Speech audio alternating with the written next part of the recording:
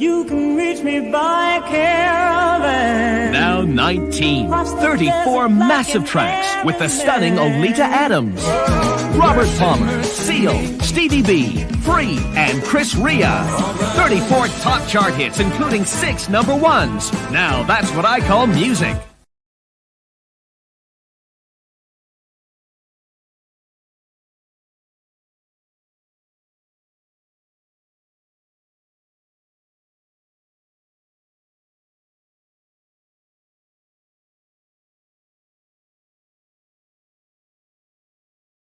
Ten, 9, 8, 7, 6, 5, 4, 3, 2, 1. No, that's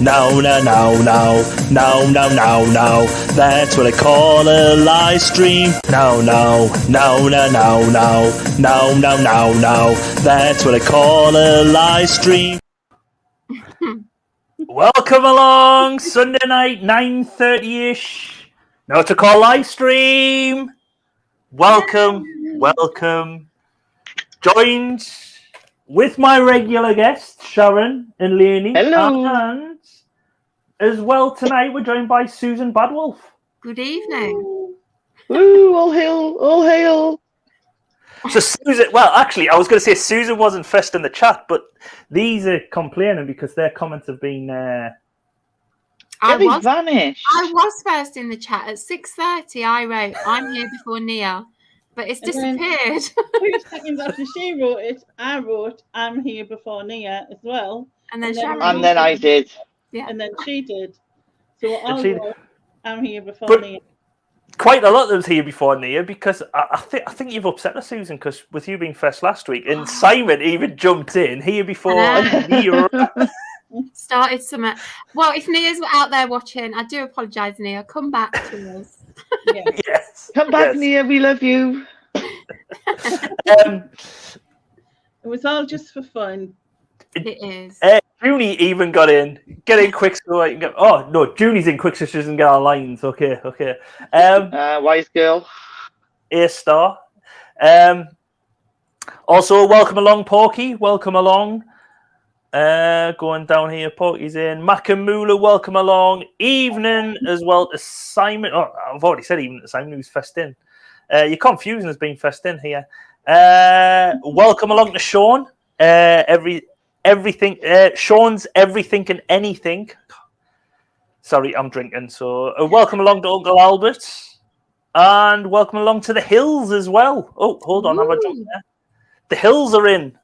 Welcome along, and Stuart Mandry. Oh, no, it's jumping. I'm not used to this much chat. Welcome along to Stuart Mandry. Welcome, Monkey Thrifter. Welcome, people. So how have you enjoyed the first part of Now 19? It's brilliant. Yeah, pretty good. Pretty solid start. I'm struggling to choose a best song because there's loads. Well, I'm struggling to choose a best song and a worst song. I know the worst song's easy. Worst song's easy. I'm really looking forward to you hearing about that worst song. To that. I think what I might do then is rather than having 11 songs tonight, cut it down to 9. Yeah. Because I think what you're going. Oh, I'm not sure about that. But this is out of however many there is, there's only a couple that I dislike. The rest I really like. Oh, it's amazing. Really it's amazing. Really struggled. From 91, Nick. Yes, 1991. 1991. Simon's done his homework and he's ready. We're ready. And Matt Muller agrees with that. It's very hard to pick a favourite. It is really hard. There's some bangers on this. It really is. Sean, if you've seen some of the previous Nows, we've had some terrible music. This is possibly one of the best ones. Yes. Yeah, this has gone sort of right up there. Yeah, it is. This section, anyway. I don't know about the rest, but this section is amazing. It really is. Well, I'll start getting into it. Let's get this. 1991, I was in my final year at uni. So I was listening to loads of music, revising, pretending to revise, that kind of thing. Writing essays at 3 a.m. Yes, yeah. I can remember once when I was at university, I used to always... My assignments used to we used to have to be in for 9 o'clock on a not 9 o'clock, 4 o'clock on a Monday, and so I used to generally do a little bit work, but do the main body of it, like 99% of it. Start about 9 o'clock on a Sunday night and work my way through, stay up overnight, and then be rushing just to hand it in last minute. Without fail. I was such a procrastinator. It was always the night before, and I'd be up all night doing it. Yeah, so listening to music to keep me going.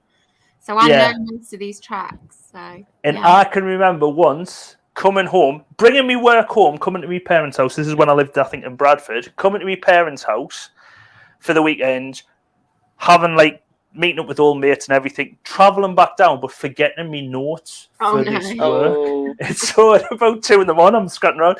I had to phone my mum and get her to dictate notes down the phone to us at 2 a.m. Oh my God. She got the biggest bouquet of flowers after that. I went home the next day to apologise because I got such a bollock. I think Nick's just realised that there's really good tracks on this section. He said too that I'm struggling between them, so well, Simon was 4, I would have been 10 in 1991. 3 M is going to be hard to beat. No wait, exactly. I was 16. I was 20. Same age as Junie then. Junie said she was 20. You're not 4 years older than me, Sharon. No, hang on. Let me see. Yes, I thought she is. Nick was 17. She was older than me, but I didn't think she was. Yeah, well, it was me. 28. My son was born in 1991, so yeah. So Porky was 30. You had a baby this year, Sharon. I did, yeah. 2 years later for me, in 93. And Monkey Thrift has it on vinyl. Well, let's start. Let's get to the main bulk of this, right? Let's go there. Make it bigger. Can you all see that? Yep. Yes. Yes. Right. So before we actually start, now on Facebook we have an official, now it's what we call live stream group. I'm finally getting round to it. So there's 2 followers, me and me. So after the live stream, I should have really tagged it below, but if you click on the link tree, it actually takes you over to there. Makamula says, please don't start on the age thing because he's in tears. And Monkey 50 says he was 31 in 1991. So yes, afterwards go there. Also, we have a new channel, channel NEM TV. Basically, all the adverts and shorts and a lot of the stuff is going over to that bit because, like Nick, I am not friends with YouTube at the moment. So everything's going over to there. So if you like them or whatever, head over to that way and go and see channel NEM TV. Simon says, I'm on it. 3 followers now. Thank you very much, Simon. Everyone's... Oh, good evening, Will. Welcome along. So, Now 19. Now, released 25th of March, 1991. And as a kid, my sister had this. She doesn't anymore. Because possession is... I have the double cassette. Woo! Can you remember these cassettes as well? Oh my God, the cassette. The thing is, double cassettes were the bane of anyone who had, because I used to have drawers where you could put them in. Apart from double cassettes, you either used to get them where they were side by side, so they were like that and they wouldn't fit in, or them ones wouldn't fit in because they wouldn't fit in the spaces. They were absolutely terrible, yes.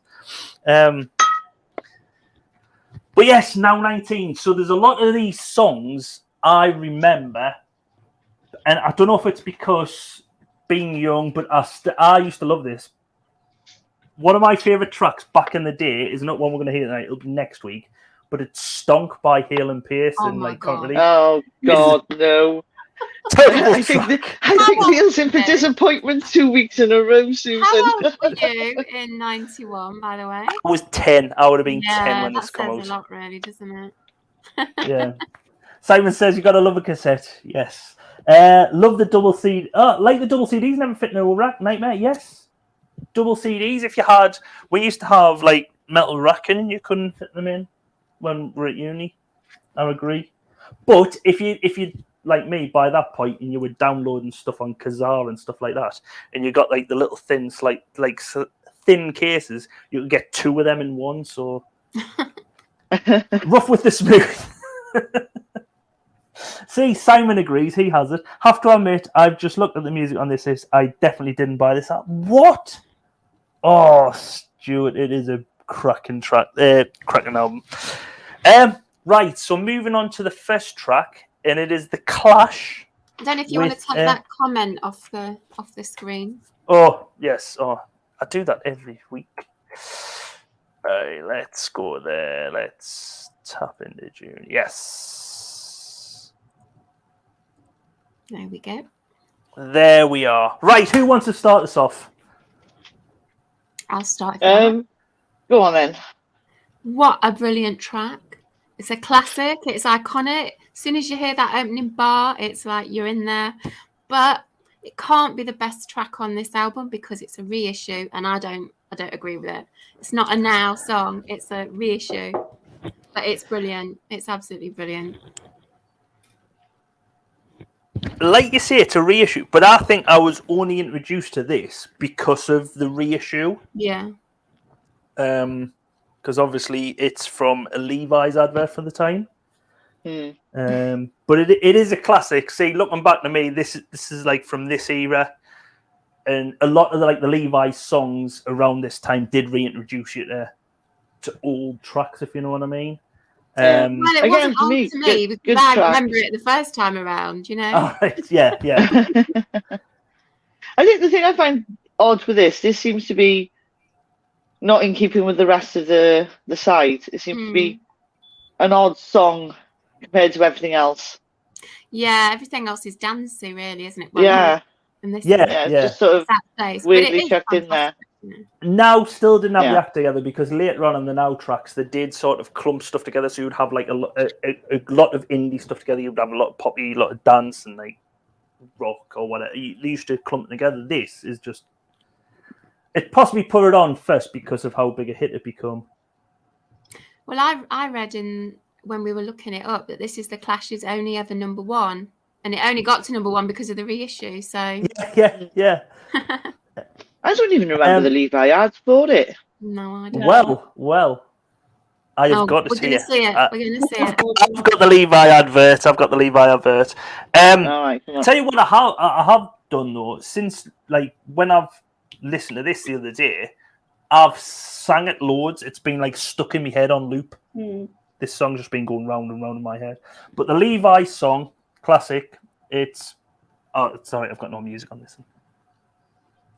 So I don't know if this is played on this advert as well. Was done because of The Colour of Money. No, was it The Colour of Money would have been out around this time as well with Tom Cruise? Don't know. Never seen it. It was a pool hustler in that. All right. So I'm wondering if it's like that. But I really don't remember this advert. You don't remember this advert? I don't know if you played it. So there's only bits of it. So there's a guy comes in and there's a bloke wants his Levi's because he's got no money. Obviously, hold on, we've got to stop it here because. Hang on, can you just go back a few frames? Hang on. No, just fold a little bit. Well, that one. That's the one. Yeah, that's the one. Exactly. Here we go again with the degrading of men and obviously sexism. She likes him. She knows. She bites on it. Oh, she must like him. Bites on it. But don't worry, ladies. He doesn't get his kit off. He's such a pervert. He wants to see the fella in his duds.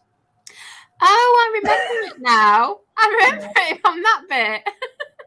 But the thing is, he doesn't even want these trousers. He just wants to see him in the nude. So the biggest pervert out of all this was the guy you were all over. He's just such a. You're all barking up the wrong tree here, girls. He likes his men. Just looking back at the comments, Stonk is definitely going to be best track contender. That's from Simon. Can't remember if I have my double cassette 19 or if I saw the Makamula. Nick and Andrew, I had now 4 and now 8 on double cassette for those fat cases. Used to love the old fold-out cases with the pictures on the tracks. Yeah. I was going to say stonk. They are one person dancing Tom dance. What? The one person dancing Tom dance? Who said that? That's Monkey Thrifter. I don't know if I've read that wrong. They are one person dancing Tom dance. It was a classic, Susan. I would say that. Yeah, classic. Great song. I agree with Susan. All reissue. Spot on Shaz. That could have been a comment about anything because I'm really behind in these comments. I'm not sure that I was what I would say. Someone chat me up in a nightclub. Should I stay or should I go? Junie, you dark horse. I was thinking that the advert does not scream out part 1 of this now album. Colour of Money was 86, so it's way different to that. He's got a lovely belt on his jeans and a nice pair. Right, can you stop your ogling of men, please? To be honest, there's more coming up. There's half naked men, and I do know what you mean about that belt on his jeans. It is like a. Was that a thing in 1990? Like them belts? Yeah, the girls had the ones that used to like go around the hips and then hang down a bit, and they were like they overlapped each other. Do you remember them? They were like a brassy. Did you not have? Did some people wear 2 belts? So one used to be like round your hips, and the other. Is that what you're talking about? Like one used to hang down the side. One was round your hips, one was down round your hips. And then now you've mentioned that. I vaguely remember fashionable people wearing that stuff, but I never did. Simon saying the spot on bit was about not fitting the rest of the album. Yeah, I agree. All right, so Junie's saying she was looking at the belt and she just happened to see his bum. Yeah, Sean's saying he's seen the belt like that. But yes, so this song, originally wrote in 1981, released in 1982 as a double A side along with Straight to Hell. Obviously used in the Levi's advert. Historically, the band rejected any requests. They rejected ones from Dr. Pepper and BT. But they thought Levi's was just as much a part of rock, like the rock culture is what they were. So that's why they agreed to it. Yeah. And it is one of them things. Punk. Yeah. I would say they're like a punk band. But they're like they're a bit of both, aren't they? A bit punk, a bit rock. I'm trying to think. Did they support? Was it the Clash? My sister went to see Bon Jovi, and I think it might have been around 93, 94 time at Gateshead Stadium.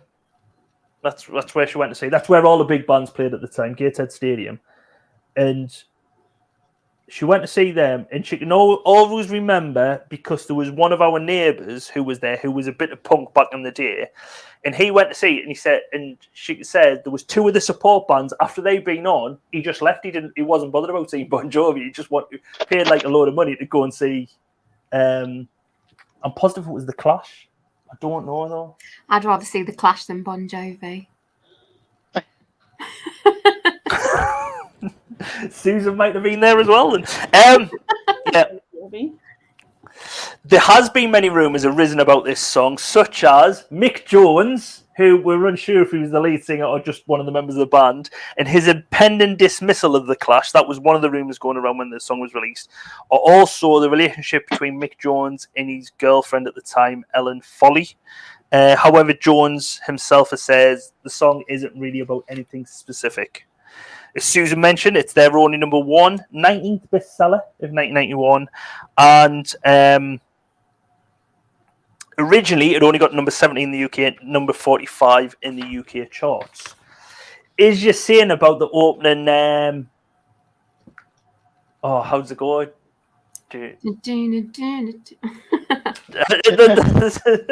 Anyway, you don't even need to do it because I have got the opening riff of this song and the opening riff of another song, which there was a lot of controversy when a lot of people took to Twitter and said it sounds the same. So here we go. Okay. Oh, hold on. I should 2 seconds. 2 seconds. Let's go back a bit. Let's put the music on.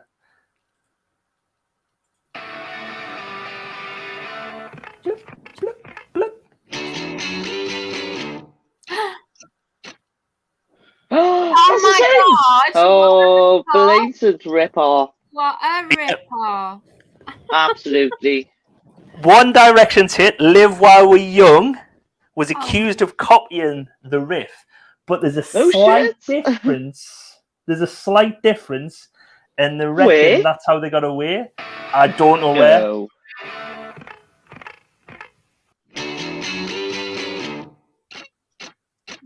There's one note difference. It's not even. I think they just play it in different keys. It's exactly the same. Yeah. Just one's deeper and like heavier. You know what I mean? Yeah. They should be sued. Yeah.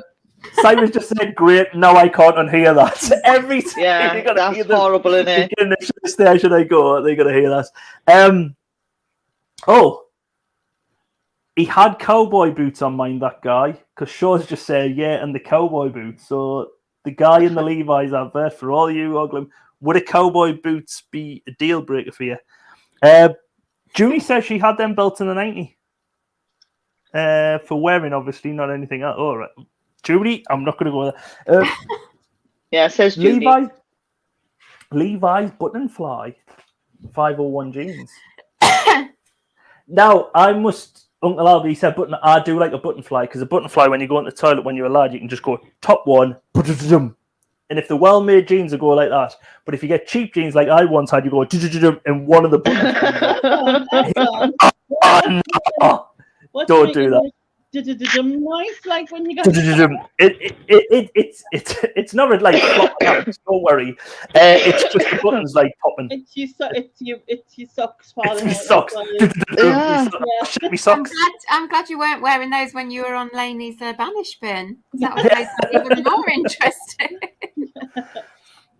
So were they the white jeans with the button flies?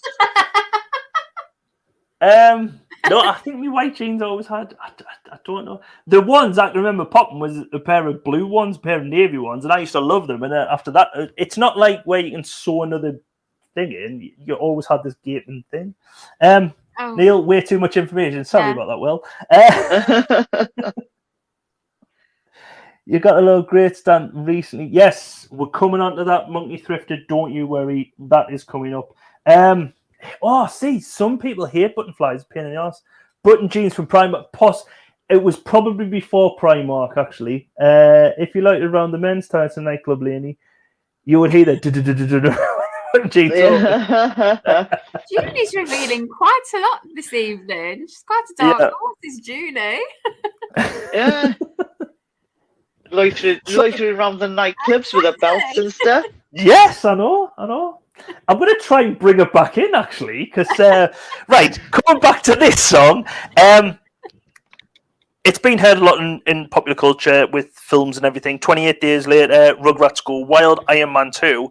When I was listening to it earlier, me oldest daughter started singing it, and I was going, do you know this song? She went, yeah, it's off Stranger Things. That's what we saw. We discovered in the that. comments under the video, there was like loads of Stranger Things comments, and I wasn't aware of that. But so that's the thing. There's a load of 80s music she loves now because of Stranger. Kate Bush, she loved that song, and that went massive because of it. And then there's this song. She was knew not just the the main chord, knew a lot of it, and I was just and just so.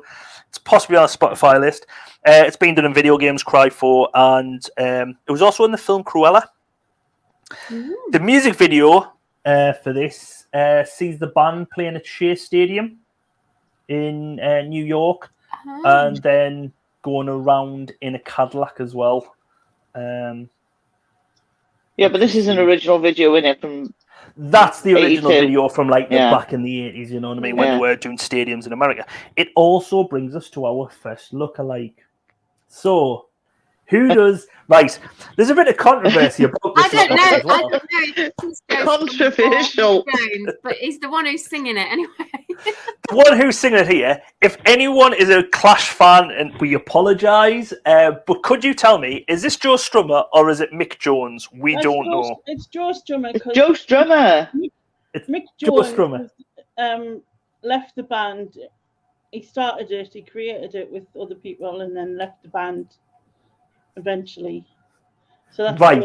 Joe So this is Joe Strummer. So who looks like Joe Strummer? See, my first instinct is that comedian. Is it Rod Gilbert? What did I say earlier? Rod Gilbert? Something like that. Yeah, he looks like that comedian dude. Oh, to we've me. just had a one, and I can sort of see it from Makamula with the Loch Ness Drogba, aka Ross Stewart, who's a striker for Sunderland. I have no idea who that is. No idea. Yeah, no idea. I can see that. True. Yeah. I mean, I came up. People in the chat. I came up with this looky likey, and you've got to be kind of my age to get it. I think it's nobody who's around You now. gotta really squint and stretch.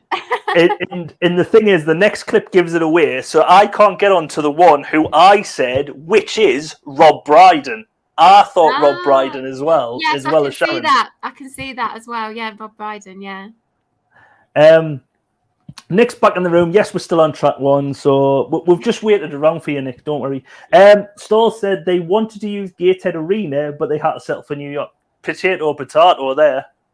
This is New York. When we say Gateshead in New York, it's like New York when it was in a state of disrepair, and Gateshead, that's the thing.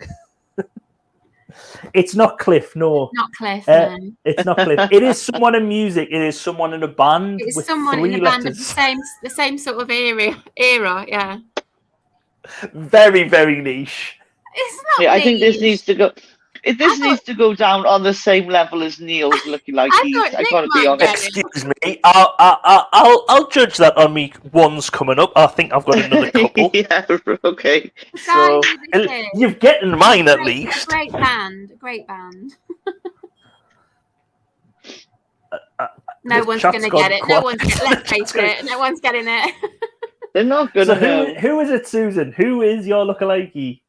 It's the guy out of OMD, Orchestral Maneuvers in the Dark. It's him. I every time I looked at this, like earlier, I was like, it definitely looks like him. I can see where you're coming from. I can see that. Okay. I'm trying to see it. Whose name I can't remember. I told you it earlier, but I've forgotten his name. McCluskey or something. Andy something, isn't it? Mrs. McCluskey from Granchill. Yes. What is somebody McDusty or something? I can't remember. It is someone McCluskey. Did you say Andy, Leonie? Yeah. It might be Andy. Andy McCluskey. Yes, Sean's saying Andy no. McCluskey. Nah, no way. So, Yeah, he does. He does look like him. but mine was Rob Brydon. There you go. I can see that. Yeah. Yeah. Not from that. That's blatant male like flesh, isn't it? What are you doing? That's one for Junie by the looks of things. Nick's saying nothing like Will's giving That us looks like it's from his family album. Watch the video of this Clash song, Nick, and you'll see it. When it's the fact that photo doesn't necessarily do it, but when you see him singing it, it looks just like him. Actually, What do. There, that's the one you give, isn't? Yeah, it looks just like him. There's Rob Brydon. It's no worse than your lucky like is it? Well, no. Move along. Let's move along. Let's go on to track 2 finally. Right, we have Scritty Politti featuring Shabba. No. She's a woman. Shabba. No. Shabba. Oh, Nick's saying that's exactly how he lounges at the pool. Bet Junie was glad she joined there. I don't want to think about that. Yeah, that's not an image I needed, thanks. So, Shabba Rank.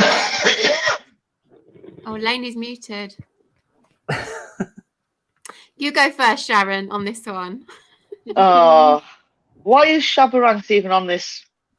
Why is he even there? Like, this could have been a halfway decent tune. It could have been okay if it was just Scritty Politti singing it. Ranks on. It did not need. I don't know why they put him on there. I was sitting there with my mouth open, shaking my head. Me too. Yeah. I mean, I hate cover versions for a start. Well, unless they're really like something different and unique.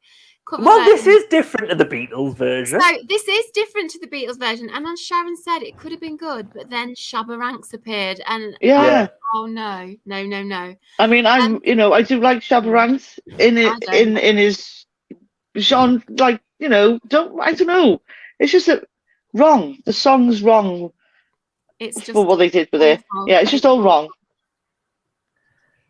Yeah. Leonie? I mean, the guy from Scritti Politti has got a lovely voice, but just not this song. Thanks. Yeah. I think it's terrible. I really think it's terrible. Obviously, you compare it to the Beatles, and the Beatles' version is much better. And I do agree on the fact that he's got a really good voice. He really does. But the Shabba bit thing it's like hearing three different songs. Yeah. One song. Yeah, it doesn't go together. It doesn't go together, and No. I don't think his voice suits the song type either. Like, it just doesn't work for me. So unfortunately, this is more. They've tried to make it too reggae. If they just created the reggae, see, because no, I don't. Well, no, it was not too reggae. It wasn't even. Sorry, I butted in then, but if Shabba Ranks had like come in with like some kind of, toasting rapping thing going on instead of just well, he's trying to create vaguely the being there. dance hall vibe around it, because that's like, you know what I mean. Because personally, I don't mind it. I quite like this track. I quite like this track. I don't know if it's because I heard it a lot when I was younger with this album, because I used to love this album, but as well because with being on a cassette, I had to listen to all one side, turn it over, and then listen to all the other side. So, but I didn't realize this was a Beatles track. Yes. Until I've started researching this, I didn't realize this was a Beatles track. How dare they? Is all I can say. How very dare they? How very dare they? Yes. What, the Beatles do the original? Because I prefer this to the Beatles. I'm sorry. You prefer it to the Beatles? What? Are you kidding me? No. I prefer this track to the Beatles. Now, they weren't the only band who's covered it. Jeff Beck covered it in 1975 and transformed it into a reggae song. So Jeff Beck was the first person to sort of change it over to a reggae song. Previous to that, it was covered by have I got them down? Yeah, an American bluegrass band called Charles Rivers Valley Boys, who created a bluesy beat to it. Now, I've never heard them two versions, but this version for me is better than the Beatles. That's probably better than this version. Yeah. So, just from that description alone. So, just looking at a couple of the comments. Let's have a look. I'll just keep on saying that's how Nick Lowndes is next to the pool. I know Bad Wolf loves a good reggae track. Yeah, so Simon's saying. Makamula, love this one too, but I can't understand. Yeah, Shabba Ranks is a bit, you can't understand them. Yeah. I like a good reggae cover, and I think it's therefore on par with the Beatles. And the video is very spinny. I have to agree with Sean's comments. I'm not a Beatles fan, and it's not something I would listen to. I'm not a fan of the Beatles in general. lovey-dovey type songs, but I do like some of their more political songs. They're the ones that I like. Yeah. Stoll says never really. Oh, that's what you just said, haven't you? Yeah. Oh no, Sean and Stoll. Yeah, don't like the Beatles. You agree with something, because my oldest daughter, her teacher in year 6 loved the Beatles and wanted to do a choir thing with the Beatles. Daughter absolutely hates the Beatles because of that. So for someone who could have probably liked the Beatles songs if it was on Stranger Things, absolutely hates them because of the teacher who wanted them to do a choir thing. And she was just she's going over the same songs, and half the class cannot sing, ma'am. Half of the class cannot. It's a waste of time, and she just absolutely hates the Beatles because of it. Stoll says he preferred the Monkees. I like the Monkees too. And Makamura says, with Shabba, all I hear is blah, blah, blah, blah, blah, blah, blah, blah, station, blah, blah, blah, blah, blah, fascination. Yeah, it is. I agree that, but I don't know quite like it. This version only got number 20 in the charts. The Beatles version never even charted here, got number 4 in the US. It did get number 1 in New Zealand. The music video, however, is, well, you have the lead singer who is a bit like a man. He reminds me of Kevin and Perry, a bit like a man-child. Isn't his name Green or something? Yes. I do have a look alike. Again, though, this is just a generic 90s. It is. Yeah. Rave video, dance video. Yeah, you do. I've just realised I've had that on the wrong sent me here. But yeah, so you've got him singing. You've got him. This is what gets me. What's that doing on a spring? It's like one of the work, would it? It would just fall over. It's like one of them dancing plants they've tried to do. And then we have someone breakdancing, and then they start grinding at the end. This guy here. Yeah, look at that. It's like he's. It's like it's at the end of the night. The music's still playing, but he's been thrown out the club, so he's having to pee up against the wall and trying to write his name here. The way whoa, there's me. Well, was it the sound beforehand? Oh, he thinks the woman's still there, but she left here just to go. Yeah, but she's gone. Should I stay? I've gone.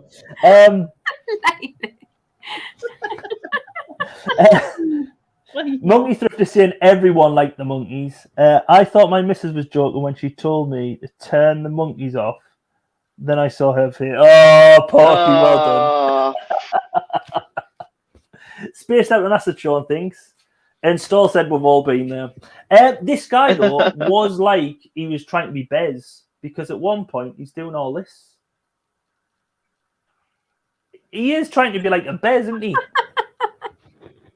Oh, I just understand. That's a freaky eye in the background. That's a big eye. It is. It's Oh. like Big Brother. Yeah. I've never noticed that neither. But it is like your generic, you were saying, Sharon, it's your generic 90s. Yeah. Put some symbols in the background and dance in the front Yeah, of it. just some flashy colours and some, just throw a bit of paint at it. Yeah. And as we've said, and Makamula said, Green Gartside is the lead singer. That's his name, yeah. Yeah. He's like Kevin and Perry. Do you know when Harry Enfield used to dress? That's what he reminds us of here. But he is a lookalike. And I was just going to say, Susan, is this the guy that I'm taking no credit for? Well, he's from Cardiff. From No. the woods. No. Isn't he? Cardiff says no, thank you. Cardiff says no. Yeah. To Cardiff Green. says no, thank you. His original name was not Green. It was something else. Some common name. Yeah, it was a foreign like name, yeah. But no, Cardiff doesn't want him, thank you. Nick said that music video is like the 90s of puked all over the screen. It is very, very, very 90s. But Green has got a beautiful voice, but not in this song. So Green has a great stage singing voice, to be fair. Oh, so Nick agrees with you there. Simon thinks he looks like Paul Heaton. It isn't Paul Heaton. More modern, and he's a footballer. Oh, well, I've got no Okay, idea. well, then we got no hope then, have we? Come on. Well, there's people in the chat room. He's a footballer. Right. Think of a footballer. Is it Jeff? No, modern. Paul Gascoigne. More modern than Paul Gascoigne. Kevin. More modern than Keegan. Well, More modern than Paul Rooney. Bruce. More modern than Rooney. Like David current Beckham. England side. Current England side. I don't know. Think of someone. A modern footballer. He looks like the footballer, but with a normal size head. So there's a massive clue to people. What? Will's getting it. Harry Maguire. He looks like Harry Maguire. Who? Harry Maguire. No. I don't know No. who Harry Maguire is. Not Harry Kane, not Peter Crouch. Maguire. See, there's 3 people saying Maguire. That is better than a little bit, yeah, I see it. A little That's only because you gave him loads of clues. Come on. slab head. That's what they call him, isn't it? That's like leading questions. What do they call him, Yeah. Lainey? Slab head. Why? Slav it. He's got a huge head. Because Does he's got a he? huge head, but then when the ball hits off his head, it doesn't even flinch. It's just like, you know, Yeah. He got a bit of a plate face going on as well. Oh yeah. Do you know why he's good at heading? Have you seen the size of his forehead? And this has been shrunken down for my screen as well. Oh my god! He also doesn't look anything like old Green there. There's nothing No, he doesn't. Stall saying same twisted nose and common mouth. I don't see it. Sean saying, "Oh yeah." I don't think that's a itty bitty teeny weeny. Oh yeah, neither. It's a proper. No. Oh yeah, looks like him. 50p head. See, and Nick saying for once a lookalike actually looks like a lookalike. Yeah. Mine looked like the person. Two. That's like 2 this year already. You're on a roll. I'm on 3 now. I'm taking Rob Brydon as well. Come on, I can't- man. It's the year of the lookalike. Oh my god. There, see, this is a good lookalike. You can go in the good ones. See, I won't celebrate too much. There's a video on YouTube how to get a jawline by Mewing. What? What? What's mewing? I don't know. Mewing. It sounds a bit odd. Is it like mewing like a cat? Meow. Or like some weird Pokemon thing? Don't meow like a cat. It reminds me of that horrible big brother movement. I'm not going to start pairing. Don't worry.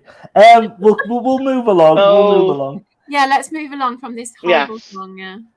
To the Source by Candy Staton. Tune. Let Lainey start with this one. Lainey's got a good. Love this song. A lot of love. Have you got love for this song, Lainey? I do. This reminds me, as I said to these earlier, when I was I was 16, my sister had some ice boots, some proper Bauer ice boots that should get in 1 year because she was Bauer ice skates with the shiz. Was they were right, and so I used to nick them as you do, and go ice skating, At the ledge. and then The ledge, yeah. there used to be the record machine in there, and I'd put me money in and pay for this song because every time I came on, everyone went round the rink and put their hands up right at the part where putting their hands up in the air, and I just love it, and it's just a big, massive memory for us. So class song. It is.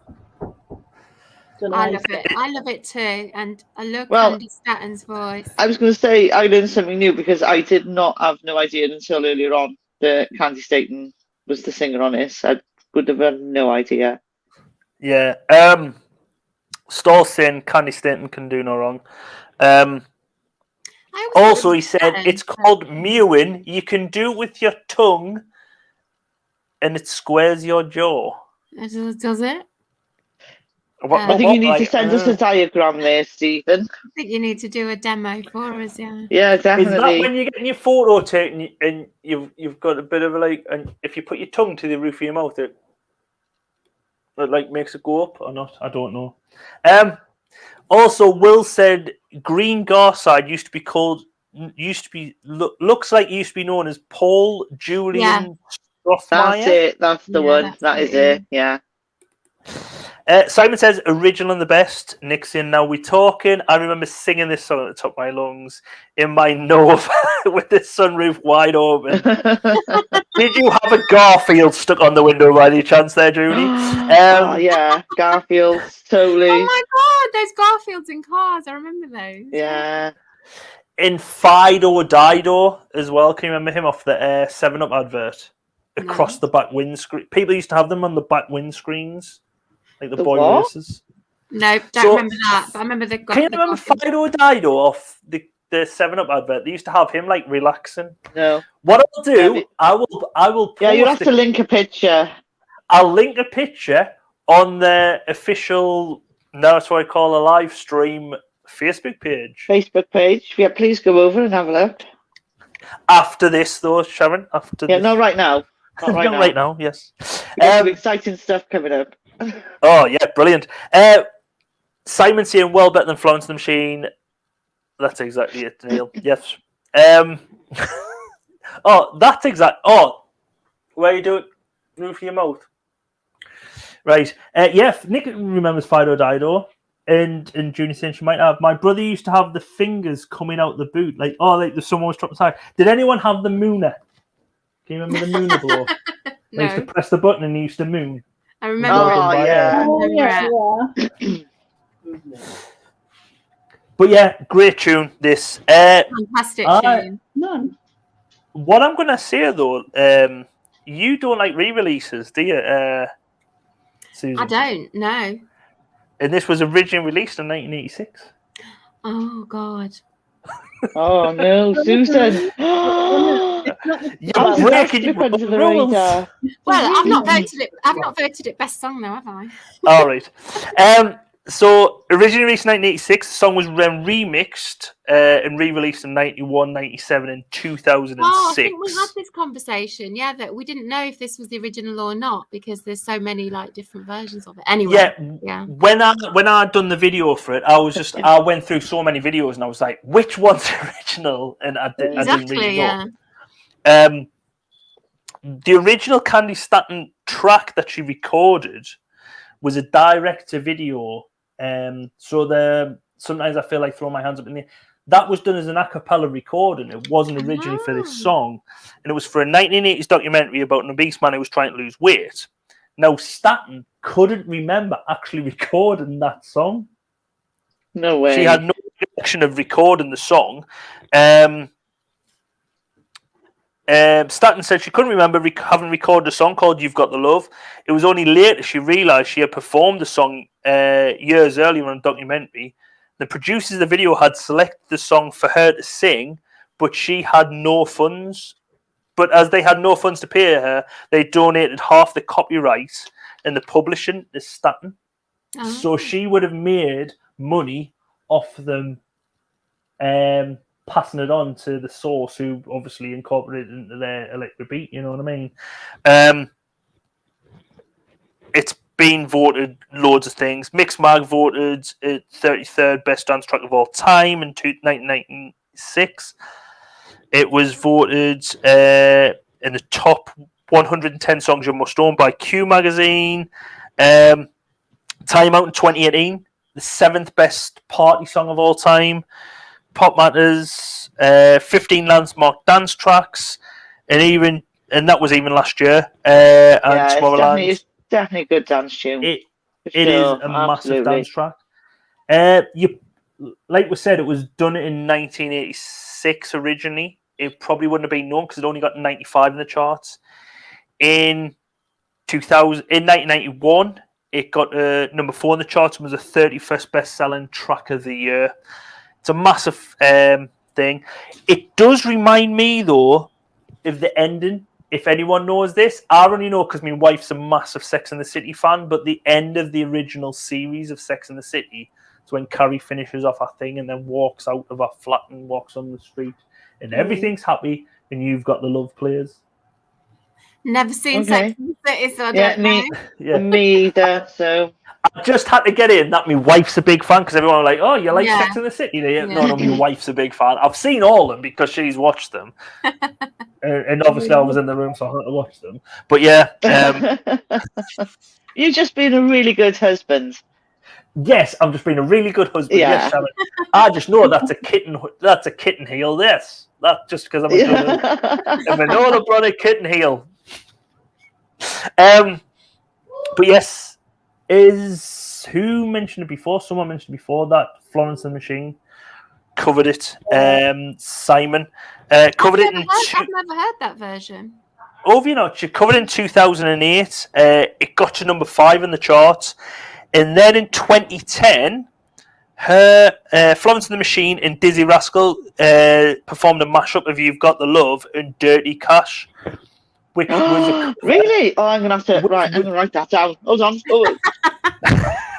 You've Got the Love and Dirty Cash with Dizzy Rascal's cover Last week. Dirty wasn't Cash. it? Yes, Lawrence from and last Dizzy, week. right.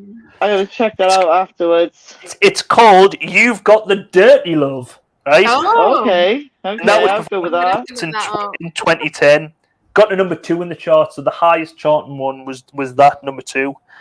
But yes, the music video is just a lot of people lip syncing to the song. Lick Some syncing. Yeah. Oh, yes. lip- This is the one. I that actually, Sharon was like, when we watched this, I was like, I had a moment, right? The video came on, and obviously, again, sort of that time, you didn't see videos, did you? You just sort of heard the No. song. And when the video first came on, there was a bloke singing. And I was like, has that been a bloke singing here all along? And I just thought it was a woman. I was like, what? Whoa. the But no, magic clearly of not. video, Sharon, the magic of video. Yeah. yeah. Well, some of them are a bit more enthusiastic than others. Some of them are just like, how much am I getting paid for this? Yeah, I'll do it. Yeah, 20 quid. Yeah, you've got the love. Right? And then other people are probably like putting the heart and soul into it because, like, this bloke, he's half there. She's really into it. He's really into it. Then this bloke, like, oh yeah, you've got the love. Like, and then she's quite into it. I nearly Yeah, but put her in see, front. yeah, she's just not. She's just, not into it. She's not. But there's quite a few different people. Macamula saying, didn't they do it the bit was? Yes. How many lookalikes here then? Well, I nearly put her down. This lady here is a lookalike of Louise. Louise who? Louise? Louise Redknapp? Yes. Louise Redknapp. Oh my god. Yes. No. Similar. She's got eyes, a nose, and a mouth, and Yeah. so, Brown curly hair. Yeah. Oh, Oh, and and Will. oh my god, she must look like her. Will's just saying every video at the night has an eye in. Yeah, That's there's got an eye an in the eye on the background. back. Look, yeah. That's weird. Yeah. Yeah, that bloke Candy. Yeah. Yeah, it was just such a weird moment. What's Like, weird moment? what I was hearing and what I was seeing just did not connect. Not as weird as the week before when she swore down. Oh. We done the whole thing. I'm telling you, Mandela Oh, moment. yeah. That was a Mandela moment. she I'm was- telling you right you now. were like I'm convinced. I still am. I was like getting ready to message Susan and say, do we need to phone someone? I think she Honestly, because I even remember writing that stuff down, but clearly it's not in my book, so I just make stuff up. Do you think they're playing a trick on you, Sharon, here, and trying to make you go mad? Well, I mean, they don't have to try very hard. I mean, Yeah, that's true. No, but I mean, as Lady rightly pointed out, I could be right, and they could have just forgotten. That was true. But it's more likely the other way around, and the fact that you couldn't find it in your book. Yeah, well, yeah. Otherwise. Looking back as well, Sean saying great tune, Simon saying yes, it stood the test of time. This track, I think it has. It's definitely a track you can put on now, and it still feels modern as well. You mean you couldn't get out of the room and you were stuck in your seat? I've lost that. It took me a while to get into it, still saying, but then he got the hook. Louise, no, sorry, yes. That's why I never put it in, but I have got a lookalike coming up, so don't worry. The lookalike for the woman in the second one looks like Charlene White from Loose Women. Oh, here we go. I don't know who Charlene White is. Yeah, no, me. Again, I'm there with Susan. No idea. I don't watch was in- TV. I don't a little bit. Stall thinks the last one looks a bit like Claire Grogan. Yeah. Claire Grogan. Is that Gregory's girl? Claire Grogan. Yeah. She's on Gregory's girl. Just back. Oh, Charlene White is the one who went. I just looked her up. She's the one who went on I'm a Celebrity Lane. Yeah. So Yeah, that still doesn't make I'm familiar with anything what she to me. looks like. Wilson, if you take the hair away, she looks like Harry Maguire again. Right, enough. Right, I've got another lookalike. Right, it's a bit of a lookalike. It's a bit of a long shot.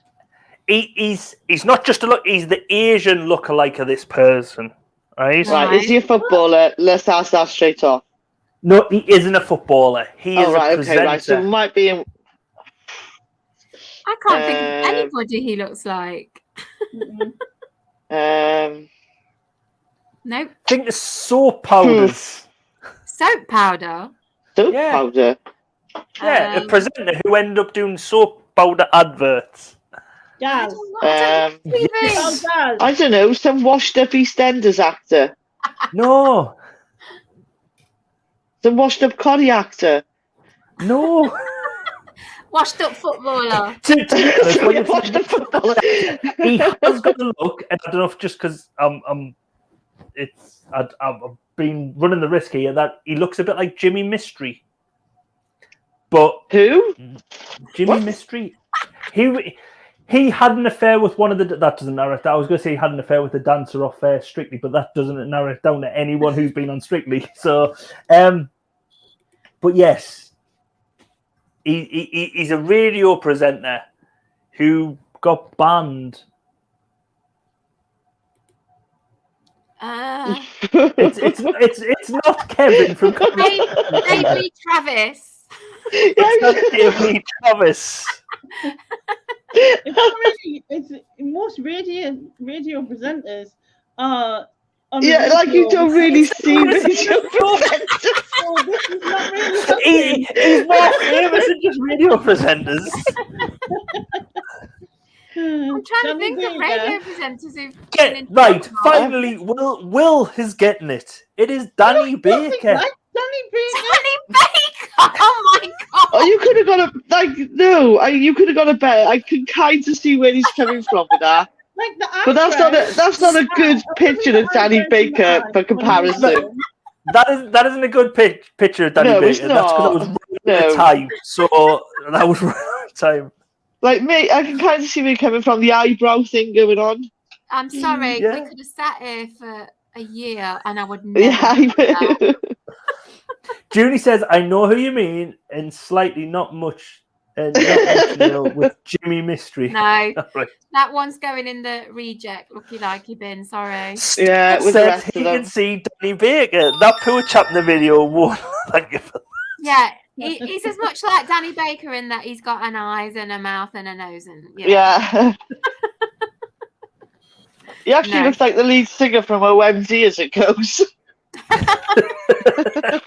Right, we're just going to move on, okay? Mine was Right. better than that. Oh my god! Now we're onto a tune. Oh, my Stop. god! He looks yes. more like Colin Farrell. Right, yes, he does. He has got a look at Colin Farrell across the eye.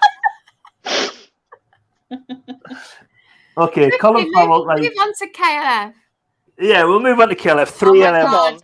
I absolutely love it. I love it. Yeah, so let's much. get some It's brilliant. tunes. When I heard this, I thought, "Oh yeah, this is my best track." And then I heard some more later that make it a different. No, I think this is This has got to be up there. This is definitely a contender. It's an absolute banger. I'm not going to say classic. It's a banger. It is. Yeah, I've got yeah. banging tune. Banging tune. Another classic track. I've just put there, like, it's just classic track after classic track after classic track. Just wait to get MC Hammer. Who's laughing? This was Tune of the Year. Still sounds fresh today. See, Nick likes this. It does. Porky's saying it's more like Hilda Baker than Danny Baker. So, Yeah. and Kamula's saying another classic track. See, all I can remember from like KLF, boop, boop, boop, boop. KLF's got a racket, and as soon as this plays, you just hear that, and I love that. Like, I really love that part of the track. Lady, what do you think they were saying in the lyrics when they say ancients of Moo Moo? You thought they were saying something else. What was it? Patience and voodoo. Patience and voodoo. It's supposed to make sense. It makes sense. If you listened, what's the America's one? It's one of my first singles I ever bought, and was it Tammy Lynette on it? It had like a country Tammy singer from Wynette. America. Tammy Wynette. Tammy Wynette. Tammy Wynette, yes. And they were singing about the justified and the ancient, and she explains they come to a haunted land, to the break time. And like I say, it was one of. I love that one even more. I love that one.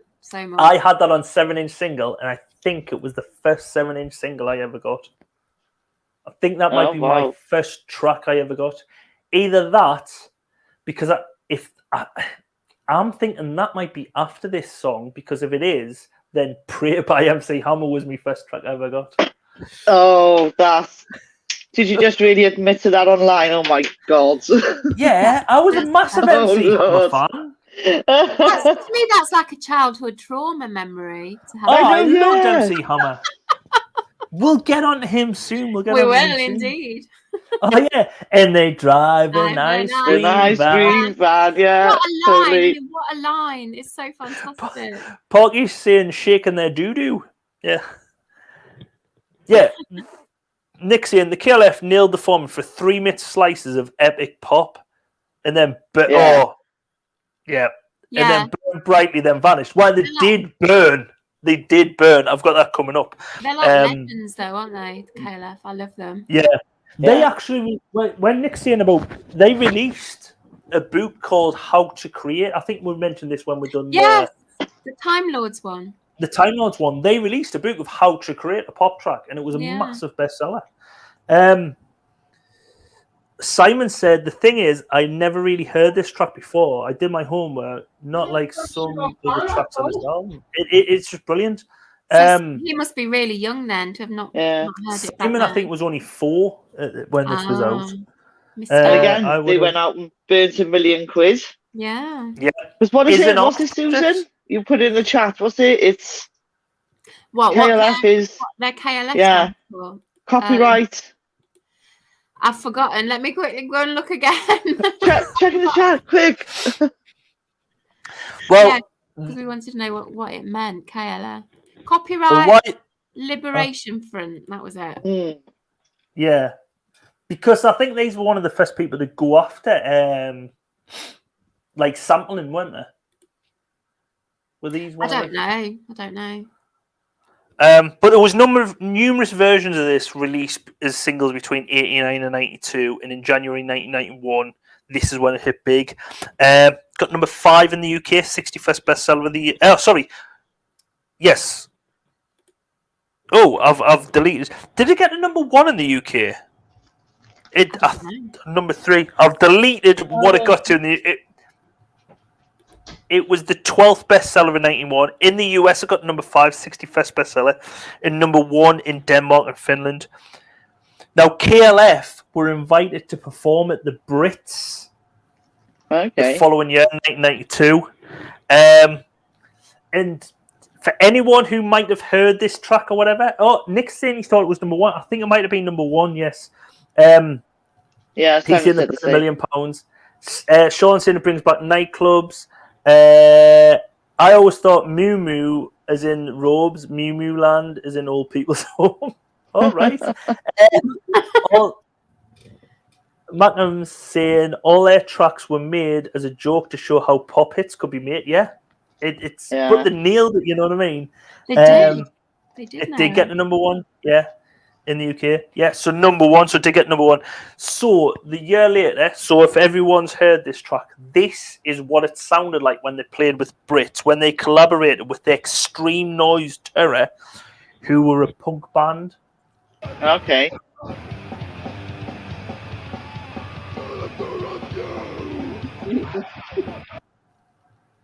Oh, I don't like that version quite so much. Wow.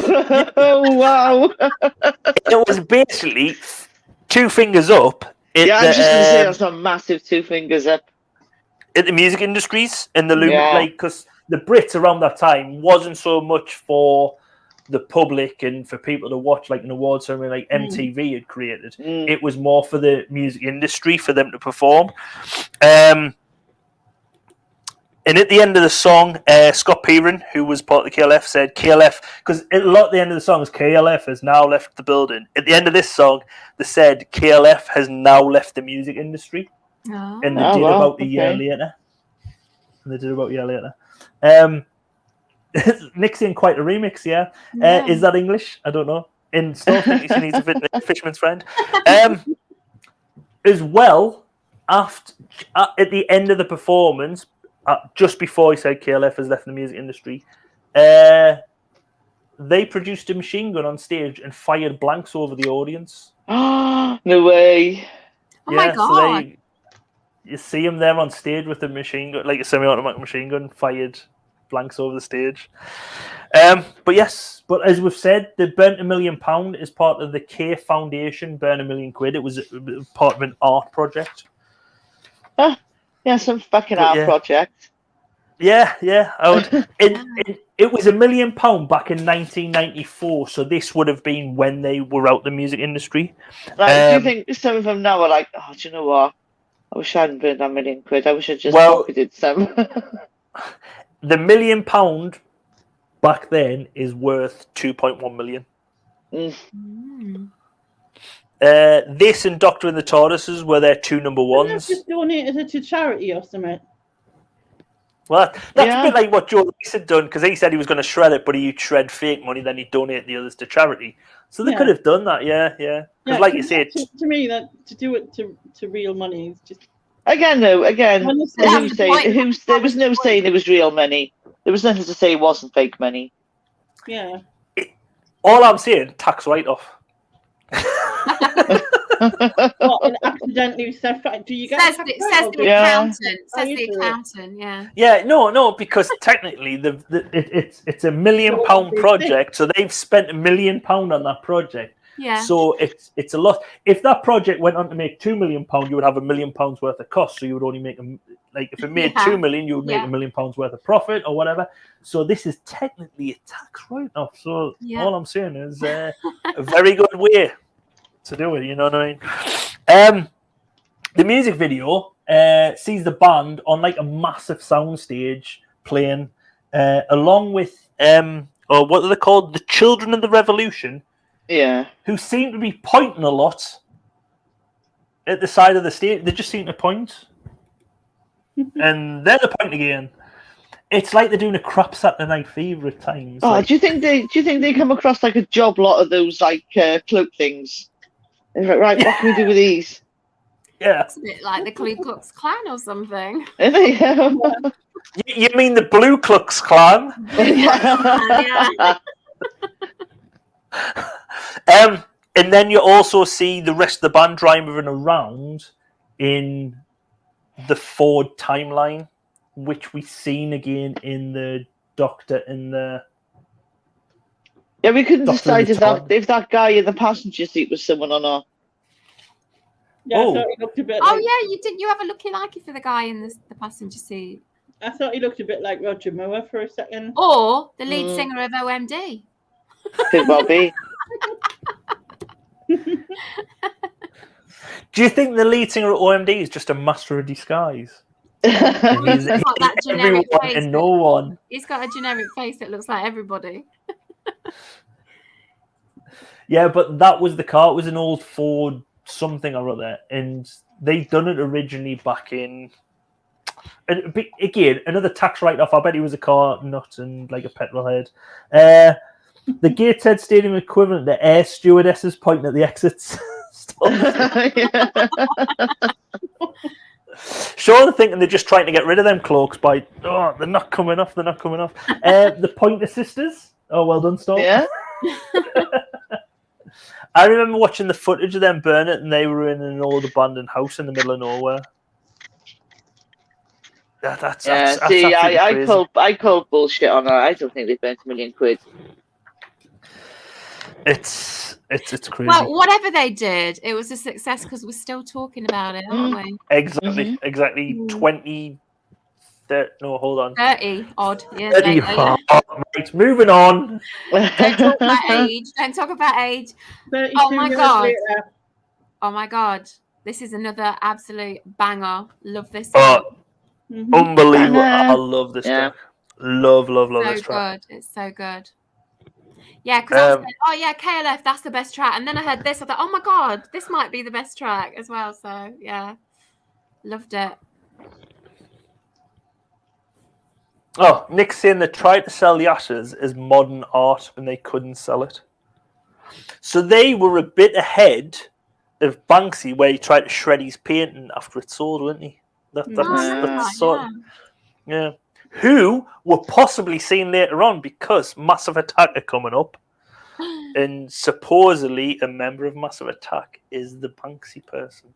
Or it's Neil Buchanan. No. I didn't know that. It's Neil Yeah, Buchanan. I can see it.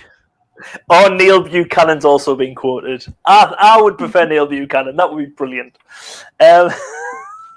Yeah, me too. That would be awesome. What a beat. What a song, what a beat. So recognisable, Simon saying, I remember it, loved it. You instantly know this song when you hear it. Yeah, such a good... Yeah. Yeah. I used to love it. I used to always think they're going to make you work, though. I'm going to make... Do you know when it goes? I'm going to make you sweat. Mm-hmm. Maybe. I used to always think it was going to make you like work. An angel. Thank you. Say, it sounded just like the track. It is. Thank you.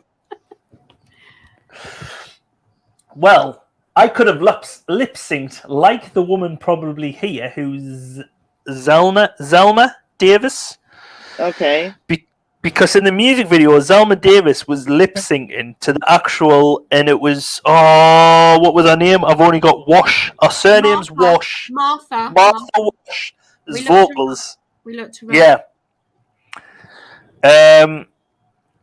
She went after them, saying she wanted credits, and they eventually settled in 1994 as a result of the settlement. Sony made an unprecedented request to MTV to add a disclaimer that credited Wash's vocals and says Zelma was lip syncing on the actual music video. So anytime it played after 1994, it was like, by the way, this woman's not singing, she's lip syncing. You know what I mean? As a visual for Gonna Make You Sweat videos. But there was so much about lip syncing about in them days, wasn't there? Yeah, it's the second song on this album. Everyone was at it.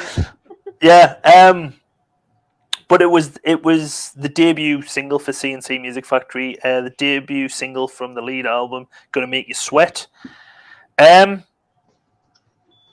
always reminds me of like workout videos though from the 90s. Like, I don't know if it's the sweat thing. Oh, see, it reminds me of people dressed in clothes like this. Oh no. No. You know, gotta make you sweat. No, it's not that kind of, it's not that kind of sweating. It's a different kind of no. Oh, right.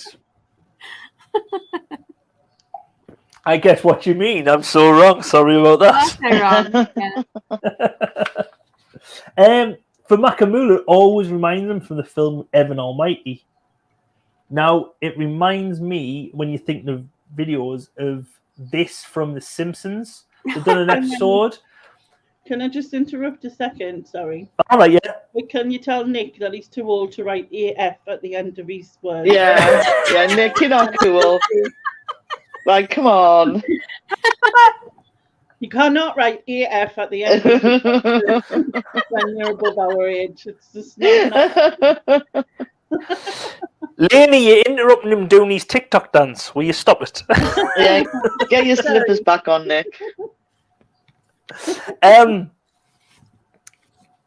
Yeah, for me, it reminds me of this Simpson episode. I think I mentioned it further down. It's something like, basically, it's an episode where Homer he's trying to make Bart more masculine because he's like loving like musicals and.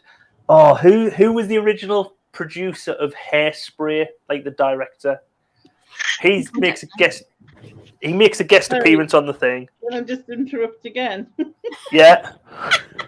He's just proved why he can't EF because he's put yes I can as I book. can. That don't work. That can stop me as book. See, That's so just an old man trying to use a word that doesn't Yeah. He's annoying AF as well, so. I mean, what he's even saying doesn't even make sense. Doesn't. Try and stop me as well. That's why it made me laugh because it was like. Yeah. Sean said, as long as it's not an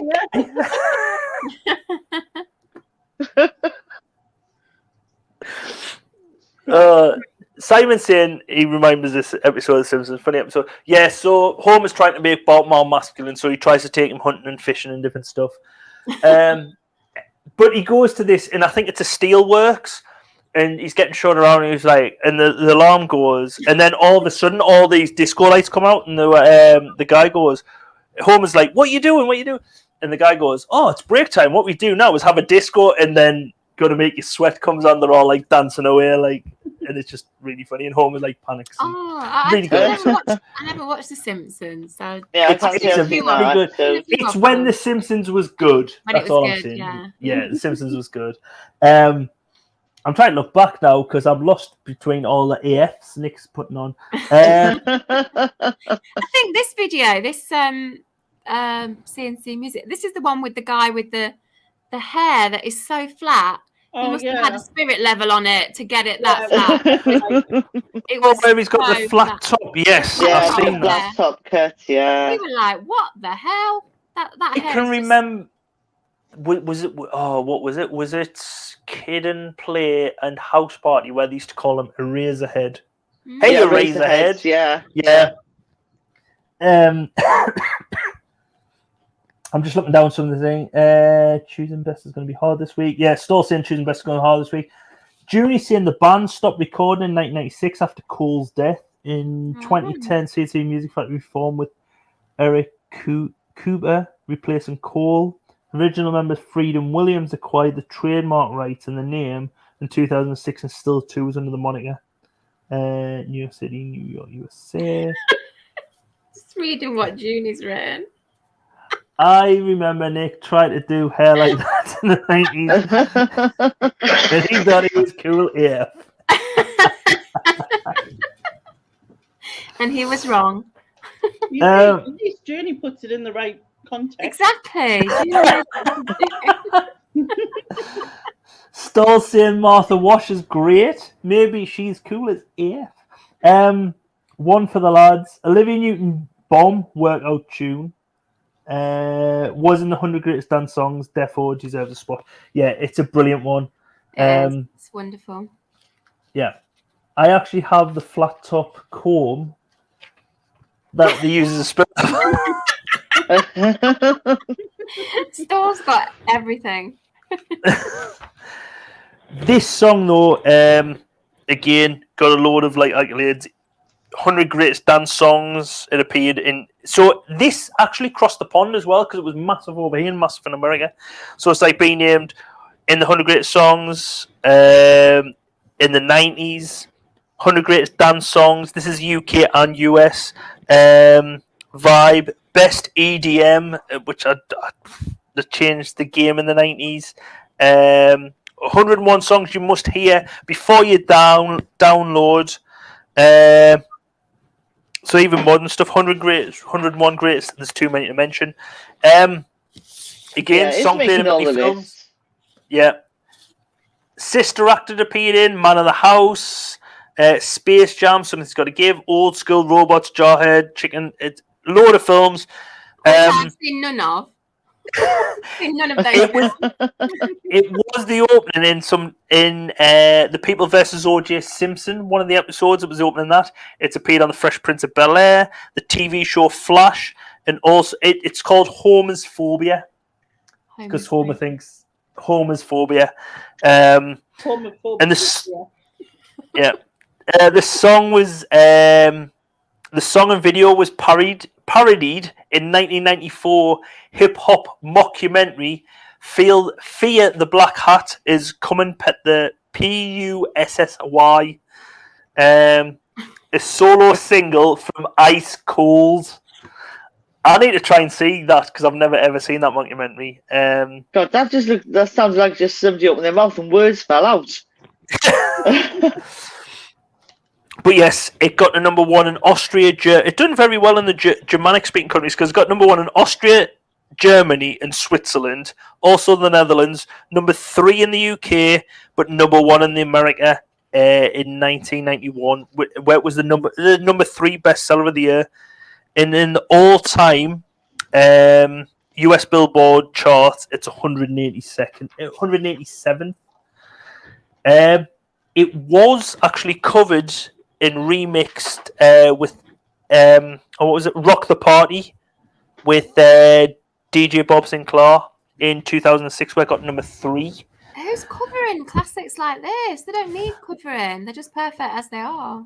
Well, the Russian band Little Big actually covered it for the soundtrack of Borat's second movie. Now, if you've never seen Little Big, they're a Russian outfit, but they hate Putin, so they're quite good.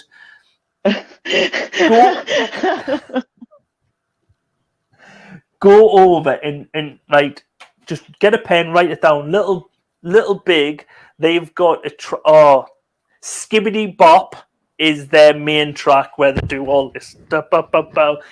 You'll watch it and you'll think that is hilarious. And they've also got a one, My Dick Is Big. It is funny as just the. It's oh, is it? Come on! Did you just really do a Nick? You nearly did, didn't you? No, come on now. It is cool AF. Oh, that's all I'm saying. Oh no! What is it with you? Please stop. He's asking, can we pass it on to Nick? He needs to look cool. Well, hold on. What's this? It's that flat top cone with the spirit level. Nick needs it. Yeah. Yes. For the meetup, Nick needs to go. Yeah. Go for the flat top and the meetup. Yeah, Sean's saying. Flat top of the meetup. The music video is a bit misogyny because they're treating this bloke like a piece of meat. Did you notice? Everyone else, there's female dancers amongst them. They're in silhouettes, but this man is being treated like a piece of meat, like always. How do you know? Hang on, excuse me. I tried to put a counter argument. How do you know he just wasn't standing in the sun? You know, there could have been a window above him, and he just so happened to be standing in the light from the window. I want the limelight here. I'm gonna get it. Yeah. Yeah, you stand in the shadows. He was the choreographer making everyone stand at the road and getting the limelight. Maybe, but I just think it's going to meet me. Also, in the music video, we also see someone having an eye test. Did you never see this bit where... Is that what that is? I didn't realise that. I just thought it was just some random made-up thing. It says cool, though. I mean, Nick needs those glasses. Yeah. But hang on. It needs to be cool AF on the top. No, I think AF will be in the... Do you know when you go down? Can you read off the second line down? AF, is it better with or without? With or without? There's 4 men in the picture, but yes, they're all in silhouette, Sean. If you have a look at this, there's only one man. Well, two, possibly. But yes, I think there might be a woman there and might be a woman there. But yes, there is... It's sexist, that's all I'm saying. But the music video It could be sexist because the man just wants the limelight and pushing the woman out the way. So, I mean, you know, double-edged sword. The music video is basically the Cliff Richard dancing. So hold on, because this is like Cliff Richard dancing where? It's like the Cliff Richard choreography from the video the other week. The last mic... Well, that's not Cliff Richard.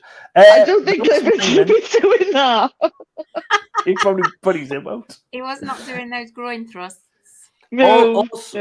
Also, the guy, when he's rapping it, it's like he's in some sort of, I don't know, lightsaber fight. This is what's his name? What's his name? What's his name, Susan? Oh! No. This is not him. Is it not? No, is it not? Oh. That's coming up later. Oh, you're not talking about the next one with yeah, it's the next one with DJ Tickety boom, tickety boom, tickety boom, tickety boom.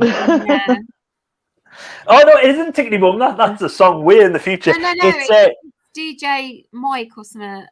DJ Mikey. Yeah, that's it. Tick it down, Mikey. With IK-double-E. What, you mean this song here? Yes. I wanna give you devotion. That one. Boop, boop, boop. That's I've done that so much after listening to this song. My youngest daughter was getting in the shower the night, and my wife's going, just get in the shower, and she's going beep boop boop beep, and she was going, Dad's doing it, and she was just get in the shower. Shut up, get in the shower. No, it's MC Mikey. MC Mikey. Yeah, not to be mistaken with, right? MC Mikey is not to be mistaken with MC Mikey G, this guy, and DJ Sven. Oh, DJ Sven. DJ, do you know the holiday rap? Yes. Yeah, the holiday. Yes, this is DJ Sven and Mikey G. MC Mikey G DJ Sven. That's not who we're on about. We're on about Devotion and MC Mikey. There you go, MC Mikey Freedom. That's his name. Yeah. He's still going. Yeah. Really? Yeah. I'm going to have to get him on the pod with Hannah, what's her name, who we think's doing the Hannah, what's her name? I looked him up, and there's pictures of him now, and he's unrecognisable. Who's off EastEnders? He's still got his hat on.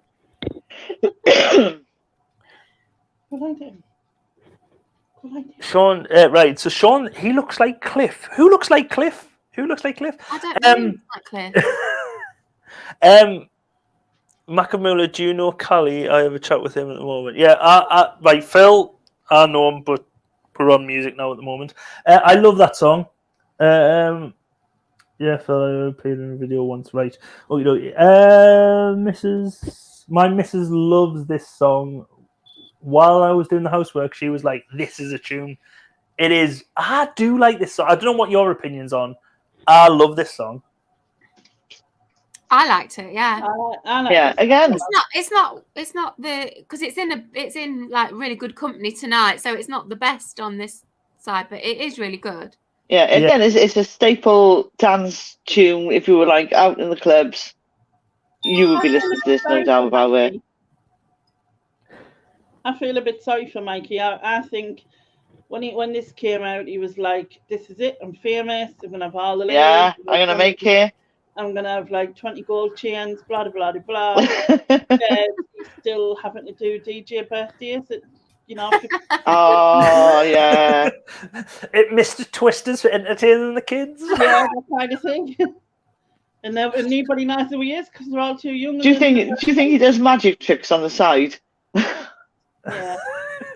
Balloon animals. Here you go, kid. There's a dog. Oh, Rabbit. Isn't that a dog? It's a rabbit. It's got shorter legs. Just take it. But even their parents don't know who he is now. And it's like, you'll have to ask your grandparent. Grandma. Makamula says you love this song. I remember in the 90s this guy was selling decided to go and do this song with his clothes while stripping, and I jumped out of bed and ran for the hills. What? Is this another revelation from Jude? What? I remember in the 90s this guy was seeing.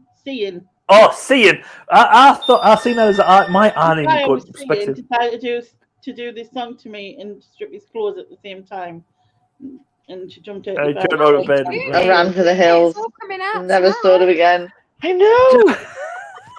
Junie's such a dark horse. I know, Junie. Oh wow!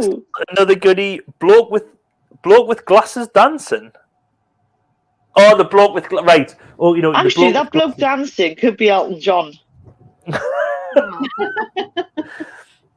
This song can defo still stand the test. Yeah, I agree with Simon. This song does stand up. And it's just a boop boop boop boop. Oh, like it's just a. Why do you make it sound like the Moomins? What? No, the Moomins are. Is that Moomins? That's the Clangers. Oh, sorry. Do us for interracial interracialism. I don't know what you call Moomins and beep boop. Yeah, they do go beep boop boop boop beep boop boop boop. Pingu. For best, I'm going to have to differentiate between a great dance tune and just songs. As a promotion, he used to run around clubs, do his set, then leave for the next club. What? I don't know. My 20s was bloody great. Junie's, yeah, my 20s was bloody great. I loved his 20s. Yeah. As we are discovering Junie. Anyway, you know this song, the woman on it who sings that "I Want to Give You Devotion" bit. Have you looked her up? Because I did. Did my homework. No. To be honest, I've got a clips in a bit after DJ Sven and DJ Sven and MC Mikey G. Okay. So obviously this. No. The The woman in it is an actress And Let's start her, this woman. Sharon Yeah. D. Clark, she was in Holby City for quite a few years, but she was recently in Doctor Who, my favourite show, as one of the sort of like assistants with Jodie Whittaker's Doctor. Do you recognise her, Oh, anybody? oh. I don't watch Doctor Who. It's up there, or should I say down there with Red Dwarf? Oh no! Don't even say that. That's terrible. What did he? Oh, He's dissing both Doctor Who and Red Dwarf. I know, in the and Red same Dwarf in sentence. this. So, like, Susan, just sit back and breathe. We know what's coming. All right. Hold back Makamula for a little bit talking longer. about Grace O'Brien. That's the character she played in Doctor Who. Yeah. She's a good Makamula's actress, but anyway, she's a good singer too. Because I really liked her voice in this. Grace O'Brien, yeah. Makamula knows that. Grace O'Brien, yeah. Yeah. God, no Doctor Who's rubbish. Oh, Sean is not a Doctor Who fan as well. All right, we're gonna get Lady in Red soon. Oh, Oh no! Don't even say that song. Don't mention That's a Lady bad Red. song. Don't mention Oh Lady come on.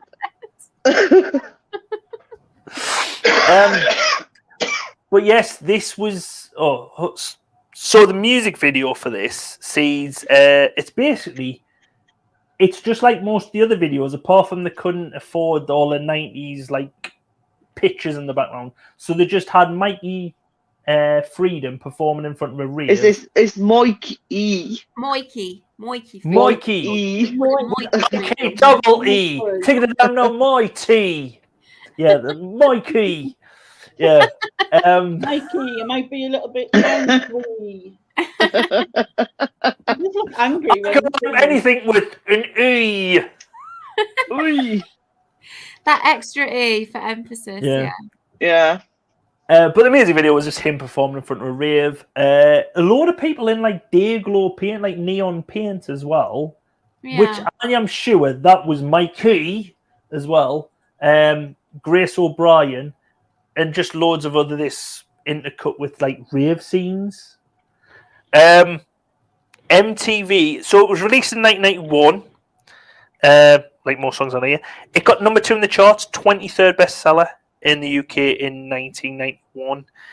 It was re-released in 1995, but only got 42 in the charts. But it did get a number 1 in Greece. So there you go, number 1 in Greece. Okay. I do think it's a good track. It is. It is a good track. Yeah, it is. It's again, it's you're out clubbing, you're hearing this song, and Yeah. yeah. And I agree, it does stand up the test of time. Yeah.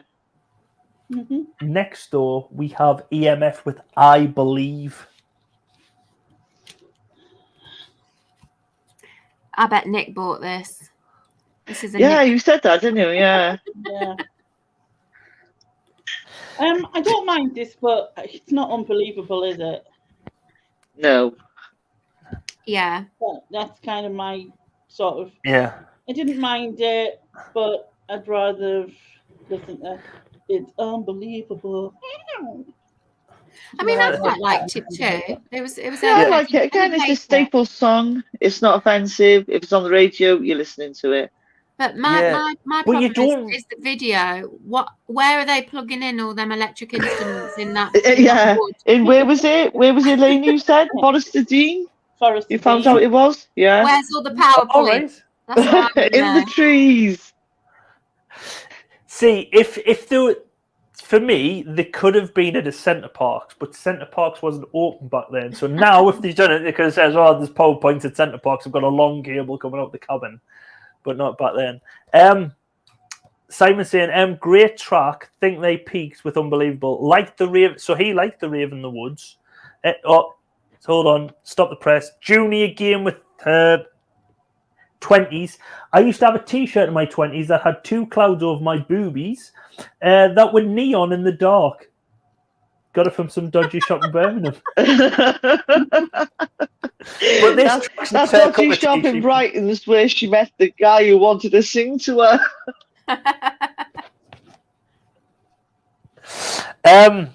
I've said basically, same. I said it's an okayish tune, but it's no unbelievable.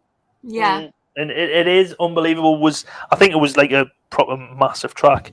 I can always remember. I don't know if other people's called them MFI, but always just my dad. My dad used to always say, "Oh, is this an MFI?"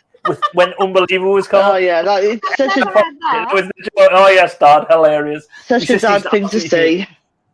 I probably found it really funny. My sister, when she had her friends around, used to hate it. And it's probably like my oldest daughter now. My youngest one thinks it's hilarious. My oldest daughter's like, "Oh, God, Dad, go away."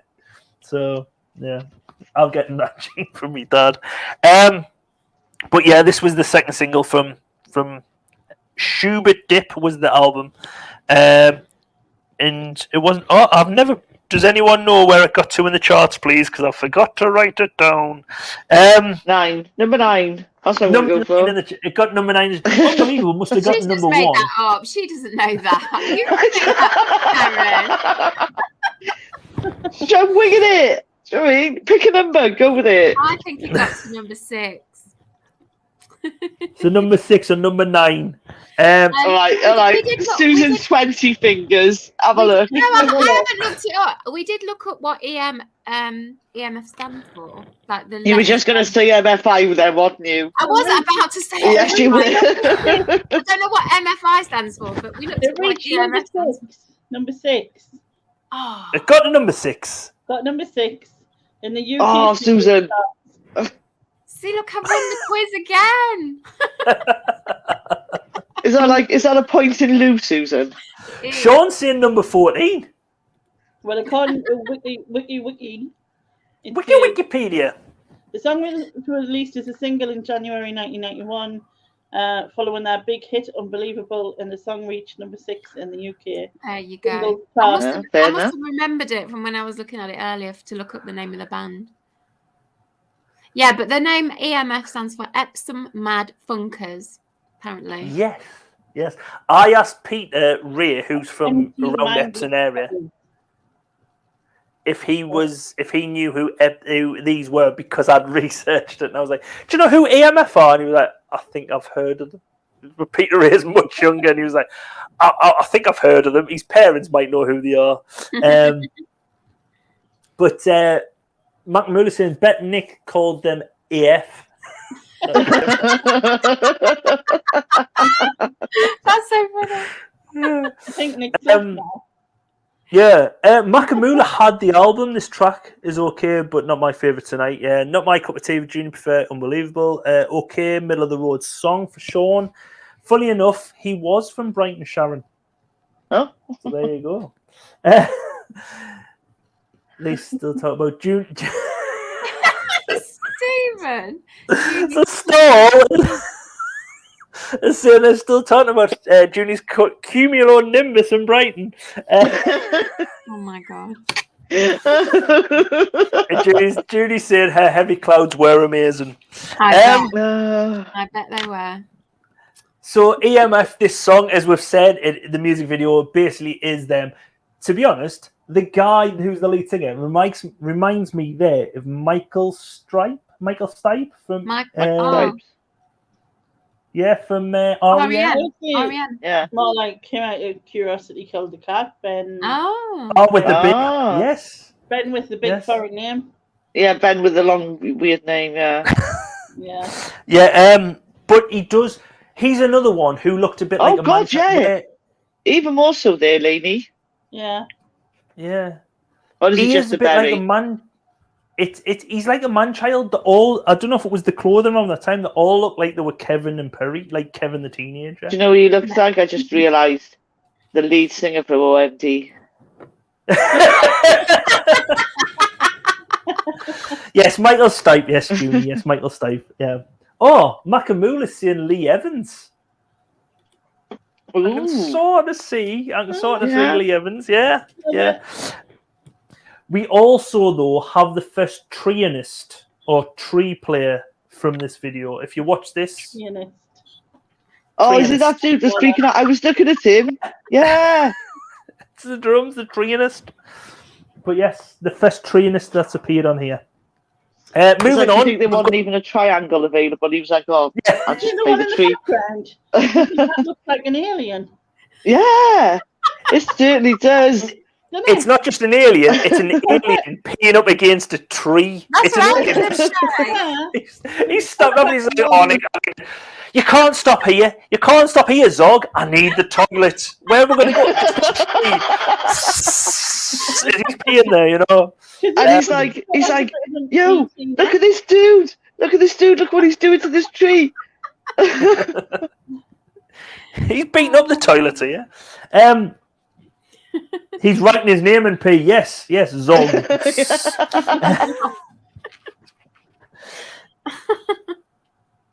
He said that this tree's wouldn't go. Oh, here we go. Oh, Right, next up, 808 State. Great state in your face. in In your your- face. I can remember winding my sister up with this song by going like, "In your face, In your face, yeah, I can totally our see it. face," and then pushing us over it and then going, "Mom, Claire's doing this." Mom. If anyone's an older sibling, you'll know the annoying little brother or sister. I'm a younger sibling, so you remember annoying your sister. But The when she was really youngest funny- siblings are the best. The youngest, the baby of the family, is always the best. High five there, Susan. Yes, High five. High five. I work in an office with everyone who's an older sibling. They're like, "No, they're not. No, they're not. We're here to bloody younger." No. there's I think the six younger people that- siblings always got away with the most. No, but the younger sibling is always like, they tried it, first time around didn't quite go so well. Second one, it's like they're practicing. And then No, the by the third- time you get to the third younger one sibling, you're is just the like, best. whatever. The third one, they've got it right, and the perfect child is born, like me. Yes. No. Hold on. Brew- No. Can I just say, the best sibling is the only sibling, and that's an only Yeah. child, which is what I am. Perfection first But time around. You don't need any more. You are also the last sibling, so that First, works. last, middle. I They got it right all. first time in All your of the family. siblings. Yeah, I got all of it. I got it all. There, Sharon, it makes sense. But Simon is saying the honest truth. I am the younger sibling, and I was annoying as fuck. And I was too. My brother hated me. Yeah, my brother I was can- annoying as well. I can remember my sister used to have a jazz band stick, and I hit her with this stick. She loved it. I hit her with it. She took it off me and whacked us in the mouth and made me gum bleed, right? I'm instigated. No. She goes, my mum was like, "Right, that's it." Snapped it in half in front of her, and threw it in the bin. And I can remember my sister being devastated. And I should really, as a present for our birthday, which is coming in January, buy her a jazz band stick. You should. She's going to beat you to death with it. It's been about 14 years since my mum snapped it, but there's a jazz band stick for She's you. going to beat you with it. That's a brilliant. I've just come up with an idea for a brilliant birthday present there. So thank you very much, everyone. Right, let's try and get back to some. Back to the track. Yeah, back to the track. At last, we have a worse contender from Stall. Oh, I was just about to say how much was In Your Face used as much. See, I can't remember In Your Face, but I was much younger then, so I don't know if it was. I wasn't cool as AF that back then. Rave tune, but Neil, not just In Your Face. stop. Please, for the love of the children. Sean has never heard this. Junior's Baby the Family, and I'm bloody amazing. So there you go. Sharon, they were too scared to have another. That might be slightly true there, Junie. I'm not going to lie. All right. Simon, I'm going to buy you a new jazz band stick. Don't worry. Back to the track. I quite like this. I quite like the vibe of it, the sound of it. I remember it, and but it's not fantastic compared to the other ones we've seen. Yeah, it hasn't aged as well. No, it's not that good. All the school rave, you know what I mean? Yeah. Do you know what it? Do you know what it almost sounds like? It's like they're just wannabes. It's kind of the same as the last song, but just not as good. Yeah. They're flying on their coattails. They're like, "Oh, that's a good sound. We'll do some of this as well." No, or maybe again, that sort of thing's coming through. So, they're all competing for that sound. Yeah, I guess. Yeah, you're right. Simon says he's never heard the track before doing the homework, but he doesn't dislike it. I think it's a good track. I do like the track, but it hasn't aged well. It got to number 9 in the charts. This one, but 808 Estate, formed in 1987 in Manchester, and it took the name from the Roland TR-808 drum machine, which I'm positive we featured years back when. Yeah, wasn't there someone in the side chat who was a bit of an expert on that? And he was an expert and knew stuff, and then couldn't watch us again because of some reason. Something. Yeah. Yeah. Oh, who was it? Oh, I can't remember who that guy. Sorry if you do still watching the replay. Yeah. Come back. We need you. It's okay, but not up there. Yeah. Store State. It's a bit tinny. It is. It's like in the old school tracks. They 808 State got their big release with Pacific State 1989 when it was picked up by Radio 1 DJ Gary Davis and reached number 11 in a chart for 11 weeks in the UK. So Gary Davis was a success for these guys. The music video for these though, is like a rave at a country manor because you see like the big windows in the background. So I think they knew someone with money. Gary Davis, yes, Tom. It's definitely got that kind of acid kind of feel to it. This one, yeah. But the group seemed off the nut when, if you watch this, I've got a little clip here of some of the members of 808 State, and they look like they've been on something. Everything. Yeah. You've got the guy there in like the fake Newcastle top here. At the first, he's like going off. He's off. Complete state. Yeah. Complete state. Yeah, exactly, Lenny. Yeah. They're off the state. Total state, yeah. Cool state, yeah. He looks out of it. He looks like he's DJing there, and they've just gone, just unplug them. You'll not realise. He is playing in that forest with their EMF off the nut. But yes, good track, not the best. Good track, but the company tonight is just, it's not up there. Like, yeah. Unlike the next song. Oh my God, the next one. Oh, I'm gonna say it. Absolute classic. Oh, it's an anthem. It's not just a classic track. It's an anthem. It's iconic. It's iconic. Yeah.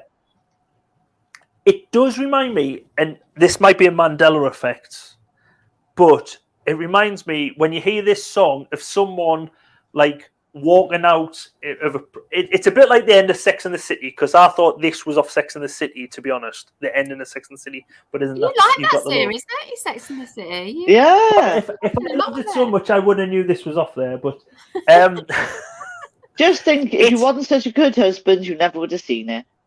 Exactly. But this one, it's like someone where they've finished, like they've either handed the notice in and walked out of a job, or finished a relationship, and it's like, it might just be the video of her walking down the street, but it's like someone's finished something, and this plays as the walking away. I don't know if it's just such a well done video that's what the picture's in my mind or whatever, but it is like Simon says, it is perfection. It is a brilliant track. Yeah, definitely. Mac Miller says Blue Lines is a brilliant album as well. Classic. Love this one. There's so many superlatives you can say about this. It is brilliant. It is. It's absolutely. Yeah. Again, there's some proper classics on this side for sure. It's just making it so hard to pick a best track. It is. Yeah. Yeah. Simon's saying I think this song and video is a real class. I can. As soon as you see this, I'll picture the video in my head. Didn't they have to drop the attack for the name from? They did. Yeah. They were seen as anti-establishment to start with, but they did drop the name Massive Attack because the Gulf War was going on at the time. Yeah. So it was around like 91 when the Gulf War just started. Ooh, Stoll's saying it's okay, but not his favourite. Wow. Controversial. Massive Attack come from the Bristol sound system collective known as the Wild Bunch.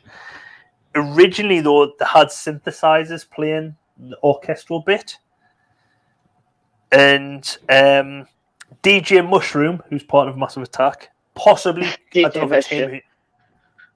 I don't know if it could. Is he good as MC Mike? No, DJ Mikey. We don't know.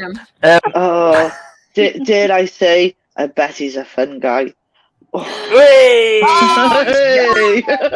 High five. Shall I leave? I'll just leave. I'll leave. Yeah. See you later.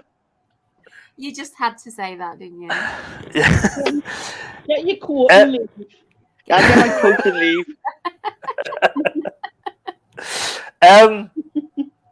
He thought the synth sound of the orchestra was a bit too tacky, so they had to get real strings in.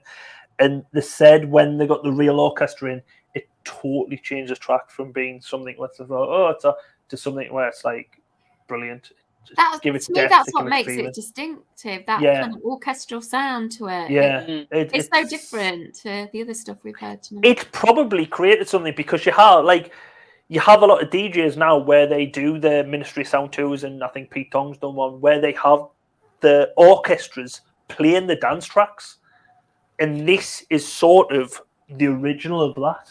When you have like the strings and everything, because you had like a lot of '90s club, like later '90s club hits where they had like the D.I. Jones strings and they had a lot of like orchestras on there. And this was possibly the first one. I don't know. It's definitely got that distinctive sound. Yeah. Yeah. Again, a contender. Do you think Shaz has peaked with that joke? Oh yeah. I wouldn't have seen that as a peak, Junior. That's more like like a valley. Can you lessen the xenophobia with all these valley talk, please, Susan? Just because she's from Wales. Xenophobia.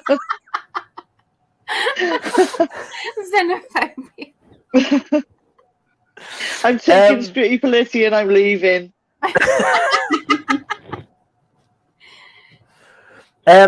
Simon saying this song again fits today's music, no doubt. Yeah, it's one of them which hasn't really aged. Used to play Junior used to play it on our road trips around the nightclubs of the UK. Bristol, taking them clouds on the grand tour of the UK. Yeah, with a cloud t-shirt, hanging around the toilets, listening for the noises.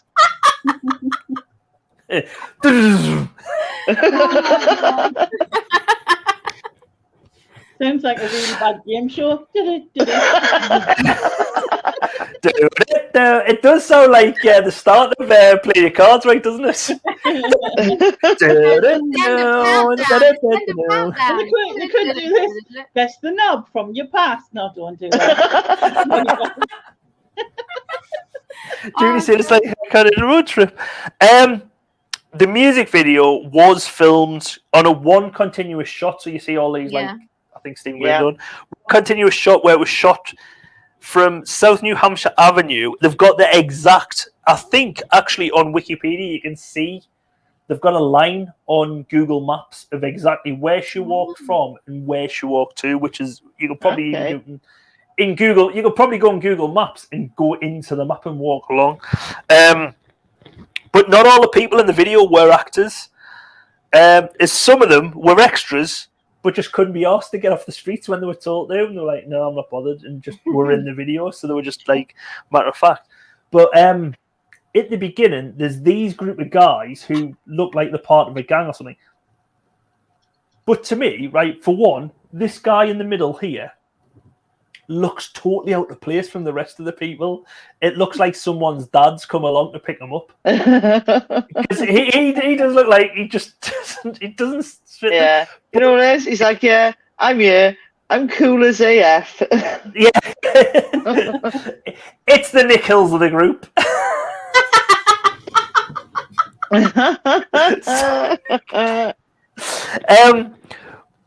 But this reminds me a bit of in the sunglasses.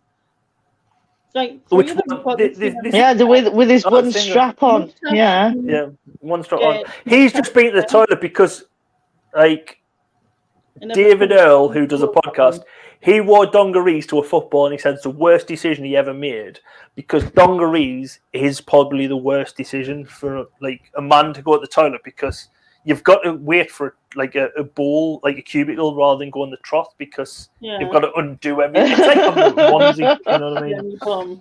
Do you know in your part of the world, do you pronounce dungarees? Dongarees. Dongarees. Did you catch that? Me too. Dongarees. Dongarees. I've never heard it pronounced dongarees. Yeah, me either. Dungarees. I don't know. Dungarees, not dungarees. Dungarees. How would you say it, Lainey? I don't know now. No, she's not going to commit herself. It's like the other day I was listening to Chris and Rosie Ramsey, one of their old podcasts, and they were saying about like they pronounce stuff up here as master and plaster. Oh yeah, we've had this conversation with Lainey that it sounds odd. And I say master and plaster. Like I'll say, the plaster's coming off here. It's plaster, not not plaster. It's plaster. Oh, the plaster's coming off me chimney breast or whatever. Oh, the headmaster. No, the headmaster for me. It's not headmaster. Headmaster for me sounds posh, but people from South Shields see it like that. But Lainey says plaster. Do you say plaster? Yeah. Yeah, and we've picked her up on it, going, how can that be in your accent with everything else? It doesn't fit. It sounds too posh. It just sounds because they got picked up on it before, and I say plaster and master. Yeah, not plaster and master. Plaster and master.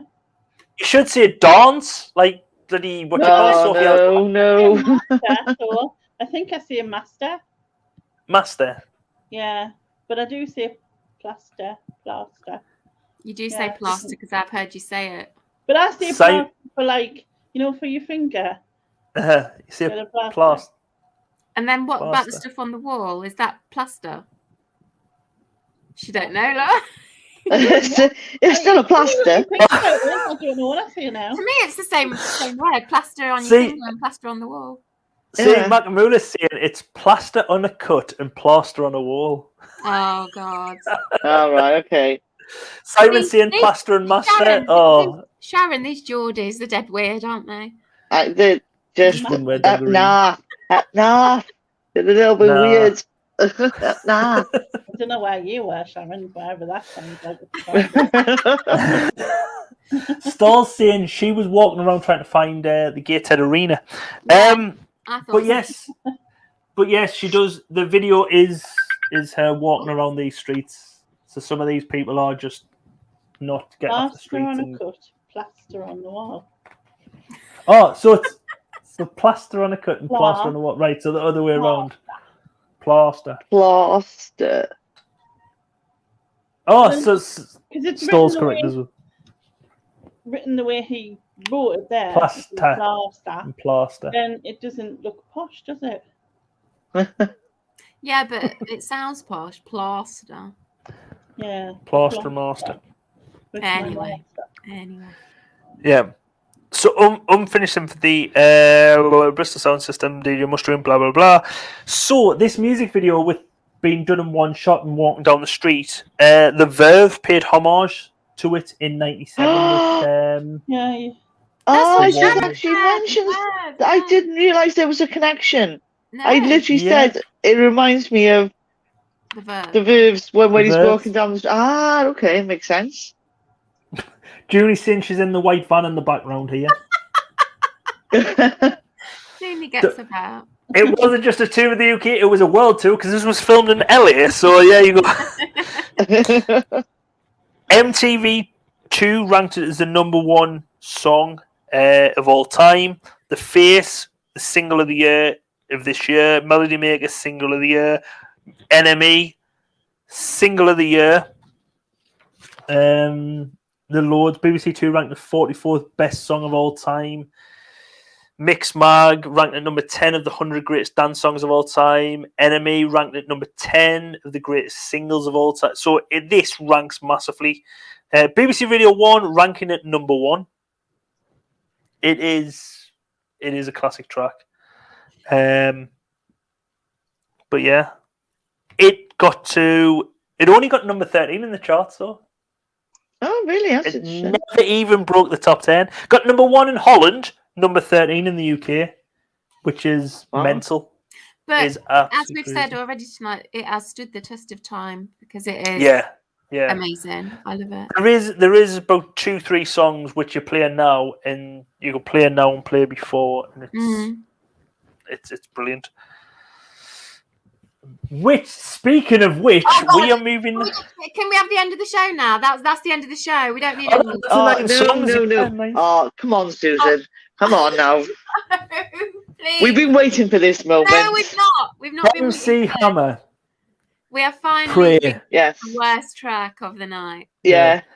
What an Simon can't believe it. absolutely no. I used to have the 7-inch single of this.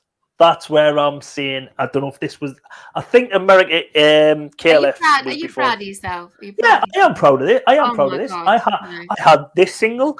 I had Too Legit to Quit, which is a much better song, by the way. Too Legit to Quit is so much better than this. This isn't one of his best. But MC Hammer started out in a Christian hip hop group. MC Hammer needs a slap. He's a thief. He does. And he's disgusting, and he is just a thief. How very, very dare he steal? Sharon has made me hear something tonight that I will never unhear. And that is again, I can't unhear it. Of Prince in this track, which is an absolute disgrace. How dare he? How dare he sample Prince and put it in? How dare you? To be honest, I would say this is one of Prince's highest accolades. God, I just can't even comment. Yeah. I think you just should just go and get your 7-inch and frisbee it across the room. I wonder what you were going to say. I am sorry, Sharon. Oh dear. Oh no. I just hate everything about this. I hate the song. I hate the video. I hate the fact that he sampled Prince. Yeah. And as we said in the homework earlier, I need to go and listen to something else or get some ear bleach after listening to this because it is awful. What you need to do, right? Because it does remind you of this. It reminds me of this. What you need to do after this is go onto YouTube and find the channel. I don't know what that says because it's in Spanish by the looks of it. Tornojo Malcal. He has the whole Please Hammer Don't Hurt the movie. I think Simon mentioned it last week. It is on there. It is so bad it's good. No. You want to go to choices? Choices? That's a choice. My life is too short to be spending it watching that, spending time watching that. It is brilliant. It is brilliant. As Simon says, and it's mentioned 147 times in the song, right? Which at the time was setting a world record for the number of times a song title is repeated in an American top 40 track. Now, I don't know if that's a UK thing because Blue Dabba Dee Dabba Da is that mentioned more? Is Blue mentioned more than Pray? I think Pray's mentioned more because that's what we pray. Pray? Oh yeah, we pray. I would rather listen to that than pray.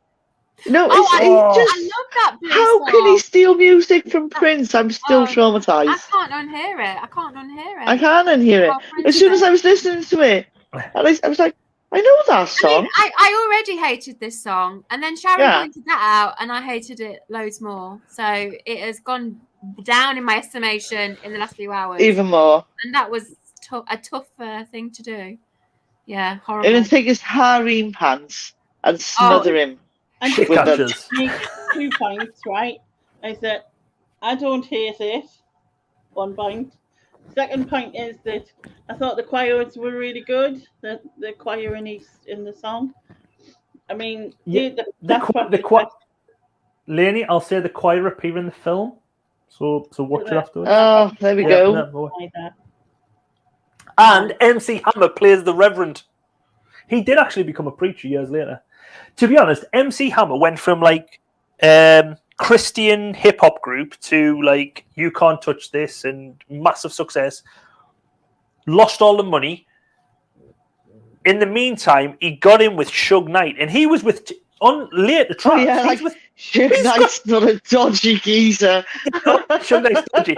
But he had Tupac featuring on his tracks in about 5-6 tracks later. Tupac Shakur's featuring on his tracks. So you've gone from praying, you see her face and you can't let go and all that crap. And he's got like Tupac Shakur, who was massive in hip hop, and then he went massive and then lost all his money, become a preacher and become massive again. Probably dodgy church. It's just whatever, an all round twat, basically. Yeah. I can't bear him. Just looking at some of the comments, Stall saying, I can remember when tunes not getting high in the charts were a I sign just of quality. realised that was an aeroplane on there. I thought it was like the Stig being born or something. Oh my God, Lainey! Oh, We refer to this track, wow, just wow. The only good thing about this song is sample When Doves Cry. yes. I don't agree with. Yeah, but it does. Which When Doves Cry is a great song. Magamula, bloody off. Oh, I think this is going to be. I don't think we'll do a worse track this week by the sounds of it. I remember exactly where I was with this one. Sean saying, "Oh my God, MC Hammer in a suit. I thought he liked his harem trousers." Get out of here, Nem. I can't even defend you on this one. Yeah, no, that is just can't. You just cannot steal Prince's songs. It's not as Like- good as two. Oh. All I'm saying is too legit to quit is a better song, right? And it's got like dance moves and it's got like brilliant. I'm really convinced now. Sean's even asked Alexa to play it. Well done, Sean. Alexa should be ashamed of herself for even knowing that. Well done. I'm applauding Sean. Well done, Sean. Well done. Alexa, play When Doves Cry. No, don't. You'll lose his copyright. Porky's saying, and she's refused. So she thinks. Alexa says no. No, it's playing now. Brilliant. Yes, get in. When Susan was calling MC Hammer a twat, the pain on them. Oh. I'll have to go back and watch that. Right. All I'm saying is it was a top 10 hit, right? It got to number 8 in the charts. It got higher than the last song. That's all I'm saying. Which is it. Even I say I like this track. That is a bloody miracle. It's. All I'm saying is God probably had a writing credit on here, like you did with Millennium Prayer. Yeah. Okay. Sometimes the buying public, well, a lot of the time, the buying public get it wrong, don't they? Yeah, exactly. The customer's not always right. It only got to number 2 in America. It was beaten by Mariah Carey's "Love Takes Time." Oh God! I can't even remember. I don't even know what that song is. I know what this song is. It should have been number 1. The music video is just a lot of clips from Please Hammer Don't Hurt Them. So I'm not going to. You've upset Simon now. Don't compare Massive Attack to this song. Just don't. Yeah. Don't compare any song to this song, unless it's When Doves Cry. To be honest, I nearly turned around and it says, "Yes, Junie, I did when I was younger, but I didn't kiss it, by the way. I didn't kiss MC Hammer." I just read the last bit. It was on the next line. I didn't kiss MC Hammer. I was an MC. In our school, a lot of people love Vanilla Ice and used to know Ice Ice Baby front to back, back to front. I used to know MC Hammer tracks because he didn't just have one hit. MC Hammer, Vanilla Ice is coming up later on. No, 19. he stole someone else's song. Vanilla That's Ice. what it is. There's another twat for you, but yeah. Anyway. Yeah. Oh God! Look at that lime green. This lime green in his harem pants, his shit catchers here. Oh. Some I mean, of what's the point of them vests as well? They're not covering anything, are they? They're showing you something, teasing you, Susan. These are teasing you. Oh, my here we God. Oh no! It's not teasing me. It's making me. I knew you liked it so much last week, and I'm not showing you anything from the movie, so you can go and watch it after this. I thought I would give you a little bit of MC Hammer and his wedgie from last week. Yeah, we also now need some eye bleach as well as ear Eye bleach. bleach and ear bleach. Yes, pass it to me, Sharon. Yeah. So moving on, the last track for this week is GLAD, Kim Appleby. GLAD. Yeah. What one for me? Good Loving and Devotion. There you go. For me personally, with this, I think it should be in the 80s. Yes. Yeah. It came out too late. essentially. And it sounds very like sort of 1988 to me. It's very Stock Aitken and Waterman. It sounds Stock Aitken and Waterman, but it's not, is it? But it sounds No. it's like a rip-off of Stock Aitken and Waterman of all things. It's the same as last week. It was the same as last week. Yeah. Come out will be both the last 2 acts this week are the last 2 acts last week. Yeah. Well, I didn't hate this, but to me, it's just mediocre. It's not, It's like, you know. Yeah, not offensive. It's a bit meh. Yeah. I don't think I would have remembered this track if I never had the album when I was younger. Oh, right. I don't think it wouldn't have hit a chord. It's not like there's a Kylie track coming up first next week. I still sort of remember that. This, I don't think I would have remembered it, and I don't know if it's because Kylie's. I remember it, but I was listening to loads of music at this time. Yeah, I remember everything from this time, really. Well, Sorry, Julie's just sending she's going to send our therapy bills. Well, I think we all should. Liverpool Echo called this cheerful and catchy. I think they got it spot on. Yeah, it is. It is. It is. I think but, Kylie. Also forgettable. Yeah, but like Simon says, Kylie could have done this track. Yeah, it could have been. Yeah. It was the second track from her album, which she co-wrote this with our sister Mel, who had previously died, and Craig Logan, who was the unknown member of Bros, who is massive in the music industry.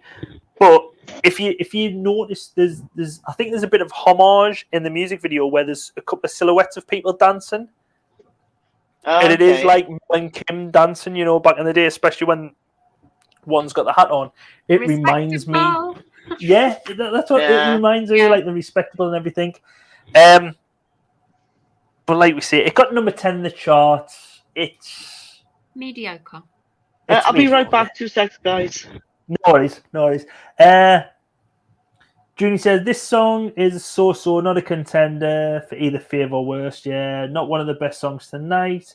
Sean saying, do you know one of the Pointer? Yeah, one of the Pointer Sisters died. Yes. Yeah. Died last week. Yeah, it's a bit of a sad thing. We've featured them a couple of times on here. Jump with that's all. That song just reminds me of not people jumping like you used to. It was just the girls doing nothing with the lyrics now. But yeah, the music video is a lot of blokes. Well, there's 2 versions of blokes trying to impress. There's this guy who seems to be a hopeless romantic with bad dress sense, with them red pants and doing nothing. And then you get this creepy bloke with bad dress sense. Can I just ask, was this a thing in the early 90s? Did anyone ever go dressed to nightclubs dressed like this? No. I don't remember it. Because I'm positive Bananarama had people in videos like this. Videos a lot. Possibly in like London nightclubs, but not where I was in North Wales. No. Or up here. So the nightclubs, so Bentleys and Annabelle's would have still been going because that was going from the 60s. So Annabelle's and Bentleys never had people like Chambers. Was Chambers going in the 80s? Well, 90s, late 90s. I can remember. Early 90s as well. Junie says yes. Junie says yes. Well, but Junie was in Brighton, remember? She was like, She was in the back of the van. They're out there in Brighton. She said. Yeah, maybe West End of London, Sean's saying, Yeah. So, but I was just amazed that people would. Because this the way he's dressed reminds me of Bananarama. And then you had... Do you have to bring up Bananarama? Oh, sorry. The Banana Girls, sorry. And then you have the girls who are trying to impress. So you have the overexcited lass here, who's a bit like a Denzel Washington lookalike who's not impressed there in the background. And, I've missed the last... The last one was the flexible dominatrix who gets a hip on the shoulder of this bloke who comes into the scene. And I missed her off, and that was my best slide of the night. Damn it. Oh, there's a shame. Oh, she had long legs on his shoulder and everything. You know what you should do instead? You should just put that Levi's guy back on in place of it. Oh, right. Two seconds. I'll just exit out of that. Let's have a look. I will put the Levi's guy back on for you. There you go, Sharon. There's the Levi's. Don't say I don't That's try just and. mean. There's the Levi's guy for you in his underwear. What can I say? The thing Bunch of is, perverts. he is more memorable than the other ones to me because it was him who made me remember the advert. Not just him, Well, right? it could be worse. I could be looking at MC Hammer. You could. Have Don't you bring not- that one back. Yeah. Don't bring that one back. Have you noticed the guy in the background framing his crotch? He is like the new Barry Bulge. T-shirts coming soon, a Barry Bulge, by the way. I've got T-shirts of Barry Bulge. MC Hammer underwear, and MC Hammer's was triangular, so he was like trying it on. Yeah, so he's like framing the front, yet MC Hammer. Oh no, don't. He's framing Oh, no, look. Oh, my it's God. the same. That's where MC Hammer got that cut from. He was like, I want to cut like a pool triangle. No. Is it gone? I will stop Is it screen gone? sharing. I will stop screen sharing. Let's have a look at because up in the comments. I've missed a load. What do I have to do? Oh, no. Point your sister. Yeah, like them all. Yes, maybe. Right. So, Earl's Court maybe. Stoll's saying Banana No, Ramen with brilliant no. Susan. No, we can't. No, we can't go there. No. There's a Sue Pollard thing going on. Oh, what have I missed Oh, there? with that woman with the red hair. Was it the hair? The Sue Pollard? Yes, Sue Pollard, yes. I feel sick now. MC Hammer Bum time isn't good. Steady, it's getting near naked attraction. Bring in the Elephant Man. Naked repulsion, not attraction. Wow, you're still going. Have No, you just voted? that. Knowing that you've come in at the right time to vote. So at the end of every one of these, I should tell at the beginning because people probably go, "Oh, you've done all the tracks now." Yes, vote for your favourite track and your worst track. So So hard. I will. Doggy. So does anyone want to go first? I haven't think even got a list Susan of the should. tracks. No, Special Susan, special guest Susan. Laney's ready to go. Go for it, Laney. Okay, so my worst, we'll start with the worst, is Shitty Polity. I knew you were going to say that. Shitty Polity, and She's a Woman. It's just not good for me. I didn't enjoy it, didn't like it. Fred Beatles version. Too much going on in one song. Give me a headache. And That's a good choice. therefore, Shitty. Now, if we are seeing Cross featuring Candy Staton is a re-release, then I guess I can't vote for it because that's going against what I've been saying so far. Otherwise, I would have gone for that. So, in place of that, I'm going to go Massive Attacks Unfinished. However, Right. I also think KLF's up there. CC Factory's going to make you sweat up there. You know what I mean? So There's so many good tracks. Right, I'll go next then. My worst is by far MC Hammer. I can't abide it. It's absolutely awful. And if I never hear it again, it'll be too soon. The best is so hard. I've never had such a hard decision to make because normally there's like one standout song, but in this there's Massive Attack, there's the CNC Music Factory, and there's KLF. And earlier I was leaning towards the CNC Music, but I'm going to change my vote to KLF because that is just amazing. Yeah. Boop, boop. Yeah. Sharon. Okay, if we're going to go with worst first, it has to be MC Thief. MC Thief. MC Thief. And I hope Dev's shite all over him. That's all I'm going to say on that. I'm raging. I'm fuming. How dare you? Anyway, Human, yeah. that's what I'm going to say. Best has to be KLF. Yeah. I mean, that tune. Again, so many of the standout ones. It's really good contenders. It's really Yeah. hard to beat, yeah.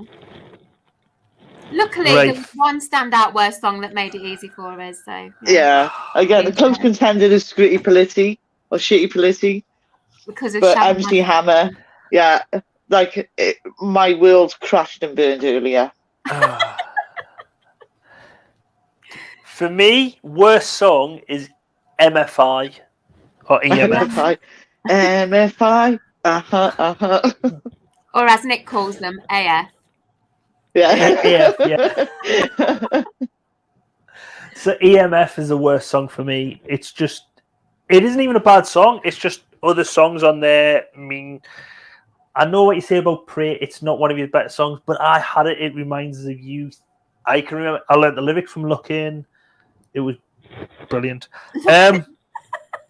Look In, yes. Do not dislooking. In. It was better than fast forward. I've never not heard it about it for ages. What Look In? It's better than all I'm saying is Fast Forward was a poor man's Look In. I was more ITV than BBC. There you go. For best song, it's so hard. Massive Attack. So, I'm gonna go Source. You Got the Love. It is such a hard. Yeah. It's such hard. Like you say. I'm starting to wish I chose that in a way, but then I keep thinking, well, no, because if it's a re-release, it came out originally in the 80s. It's not really.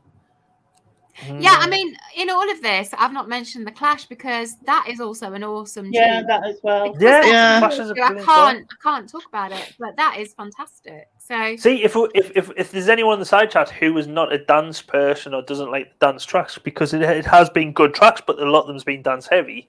Yeah. The Clash has been like the outlier for other sort of tracks there. For if you into like guitar music, band music type thing. But they would probably be. But if it's a reissue, I can't vote for it. So and Laney's now taken on that role as well. But yeah, there's lots of different choices in the side chat though. Yeah. So we've got Simon. He says Massive Attack on Film Sympathy for best track. Worst track for him is Do Not Say Yes. Well done, Simon. Makamula by far the source for best track. Well done, Simon. Oh my god. Makamula, sorry. Makamula. Right, not well done for your worst track. Oh, my pen's ran out. Oh, come on. Oh, there's a shame. Susan, I'm sure you can take over counting duties, can't you? Because you're really good with stuff like that. Do that. Yeah. I've got the replacement. I've got a replacement. Don't you worry. Porky's saying is worst KLF. What? Hold on. No, sorry. Best is KLF. I was going to say worst KLF. Best KLF. Worst is 808. What a bloody state. What a bloody state. Yeah. Yeah. What a bloody state. Sean. Best Massive Attack for Junie and I'm not speaking to Junie neither. EMF, AF. Worst for Stall is it State, and best is the Source. Can you stand? There is a three-way. This is going. It is hard. Yeah. Best KLF. Worst is Scritty Polity. And because it features the homophobic. Yeah, we never even mentioned that. We never even touched on that. Around this time is when he was on the Word, and he really was it someone who was gay on the Word with him, or was it just? I don't know. I have no idea what you're even on about, to be quite honest. Obviously, Nick told me about this, and I went and looked up this interview with Shabba Ranks on the Word, and it basically has like a rant about gay people, and I can't remember exactly what he says, but it was really nasty. I can't remember how it came up in the conversation on the Word, but Go and look at it, Sharon. It's awful. Oh, Yeah. that's a good check Oh, out. it is very, very like it's bad. Bad. Yeah. Sean's saying best Massive Attack and worst 808 State. Oh, do you know? 808 State is like Yeah, the kind of. fighting for worst. Oh, Come on, people. Stall is MC saying Hammer. if Tammy Wynette had have featured, if it was that version, that it would was have been the winner for The Stall. ice cream van one, yeah. Yeah. EMF AF. And then still saying Neil lost the lead in his. I even read that as Neil lost the lead. Neil lost his legs. Yes, Mark Lamar in that interview Yeah. was the hero because it was like quite a while ago and people Yeah, weren't quite so right on back then, but he is the hero of that interview. Yeah, because Definitely. he sort of goes against him. Yeah. Yeah, definitely. So it might have been late. It might have been And later. It might have been there's a around. woman presenter on there who kind of like tries to brush it off, and she is not the hero of that interview. She's a twat, basically. Is it Danny Bear? Probably. I think that's who it was. Yeah. Yeah. It might.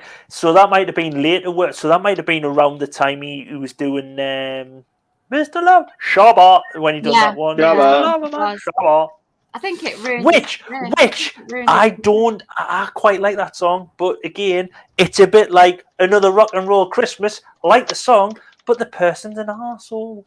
Well, it's a bit like Two Little Boys by Rolf Harris. That's a song from my childhood that I absolutely loved, and now you just can't listen to it, can you?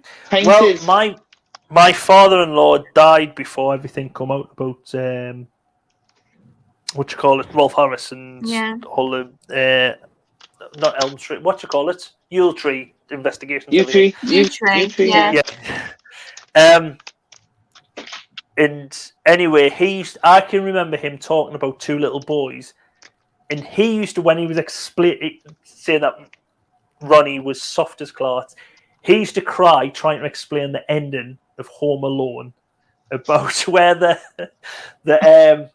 do you know the ending of Home Alone where Macaulay Culkin's neighbour who hadn't seen his kids for ages and she comes in, he used to like well up and get choked up with that. When he was the same when he was talking about Two Little Boys, it's such an emotional song. I absolutely love it so much. Yeah. But fucking Rolf Harris had to go in like, I don't know. But yes, he used to say it was like a brilliant song. But yes. It is.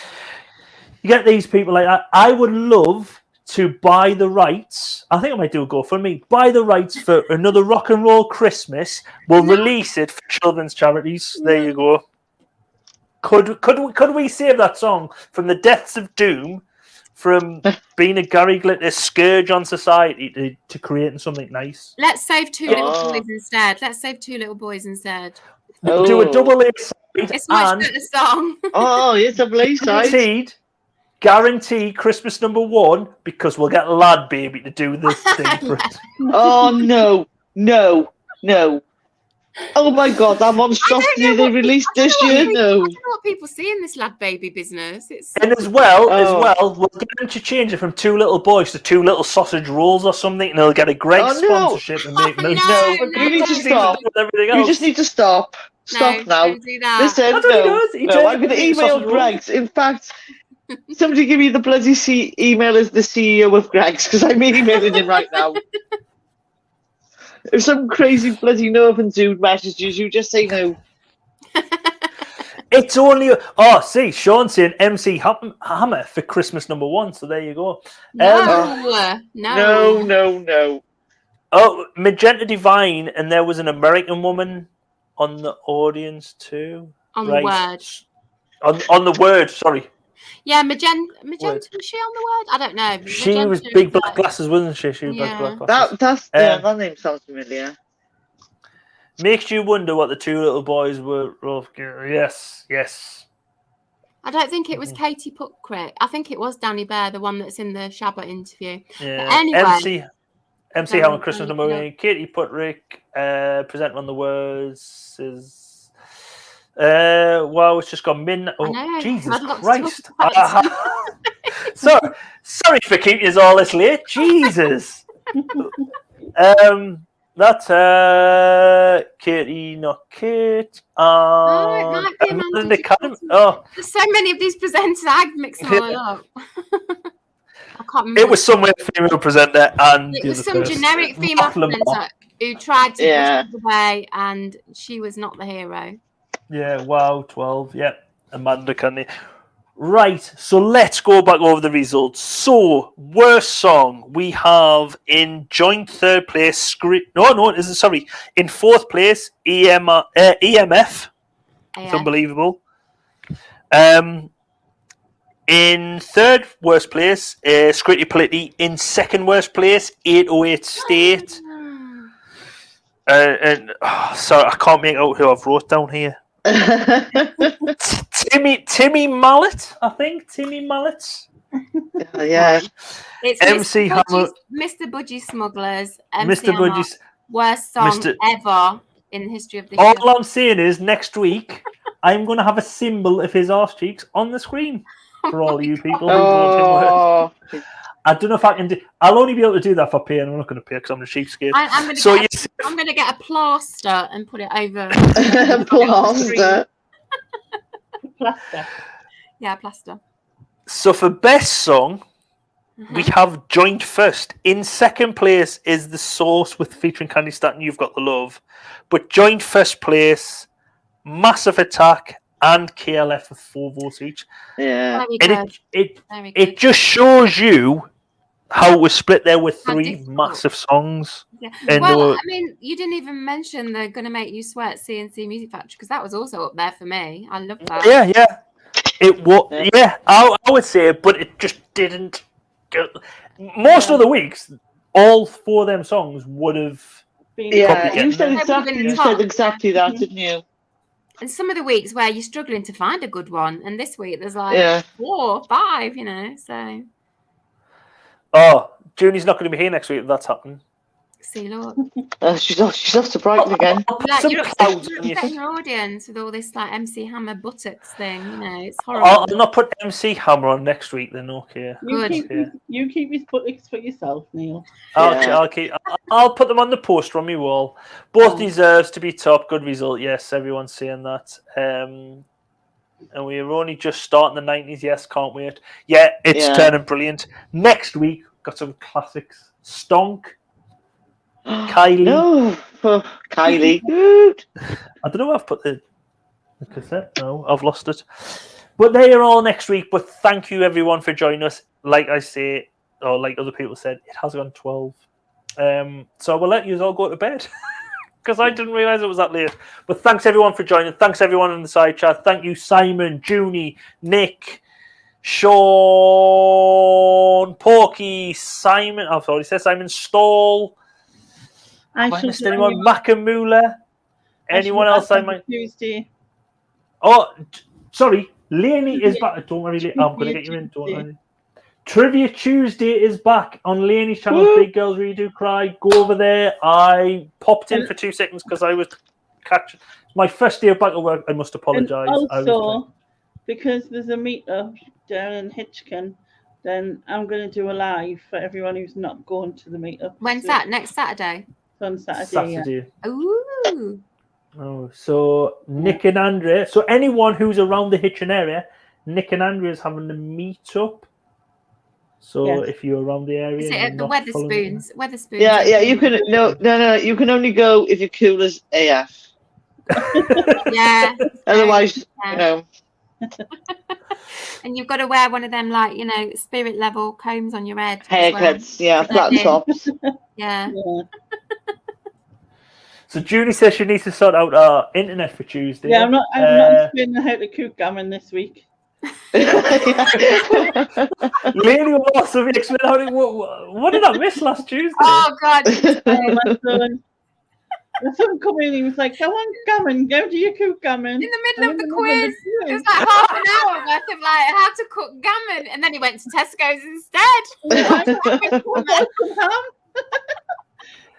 Some ham and some balsamic vinegar, but you can't call Oh, bull's hammock vinegar. Yeah, balsamic. And then Storm good told fun. us that it's some sort of balsamic drizzle stuff. So I told him to get that. And he's like obsessed by it now. He's had about 20 sandwiches out of this, Oh my god. this balsamic vinegar. At least it's not going to waste. That's all you can think. Yeah. Oh no, Um, they're in the Angel Vaults pub, Sun Street, Hitchin, AF. Yeah. That's where Yeah, there you go. Hitchin or the area. Um, Saturday. And Nick will be the one with the flat top. Flat top? Flat top and Claire's trying Have you been looking at Nick's old shed? That was a bit of a flat top. But yes, thanks everyone for coming. Good Don't night. forget, Leonie. Yeah, thanks again thanks, for the invite, Alan. Neil. Thanks, Susan. No worries. And thanks, Leonie. Thank you everyone for coming. And we'll see you. Good night, We'll guys. see See you you on next Tuesday at week. Leonie's channel. Yeah. Oh, yeah, See see you you later. Tuesday. See you Tuesday. Bye, Bye. guys. Bye.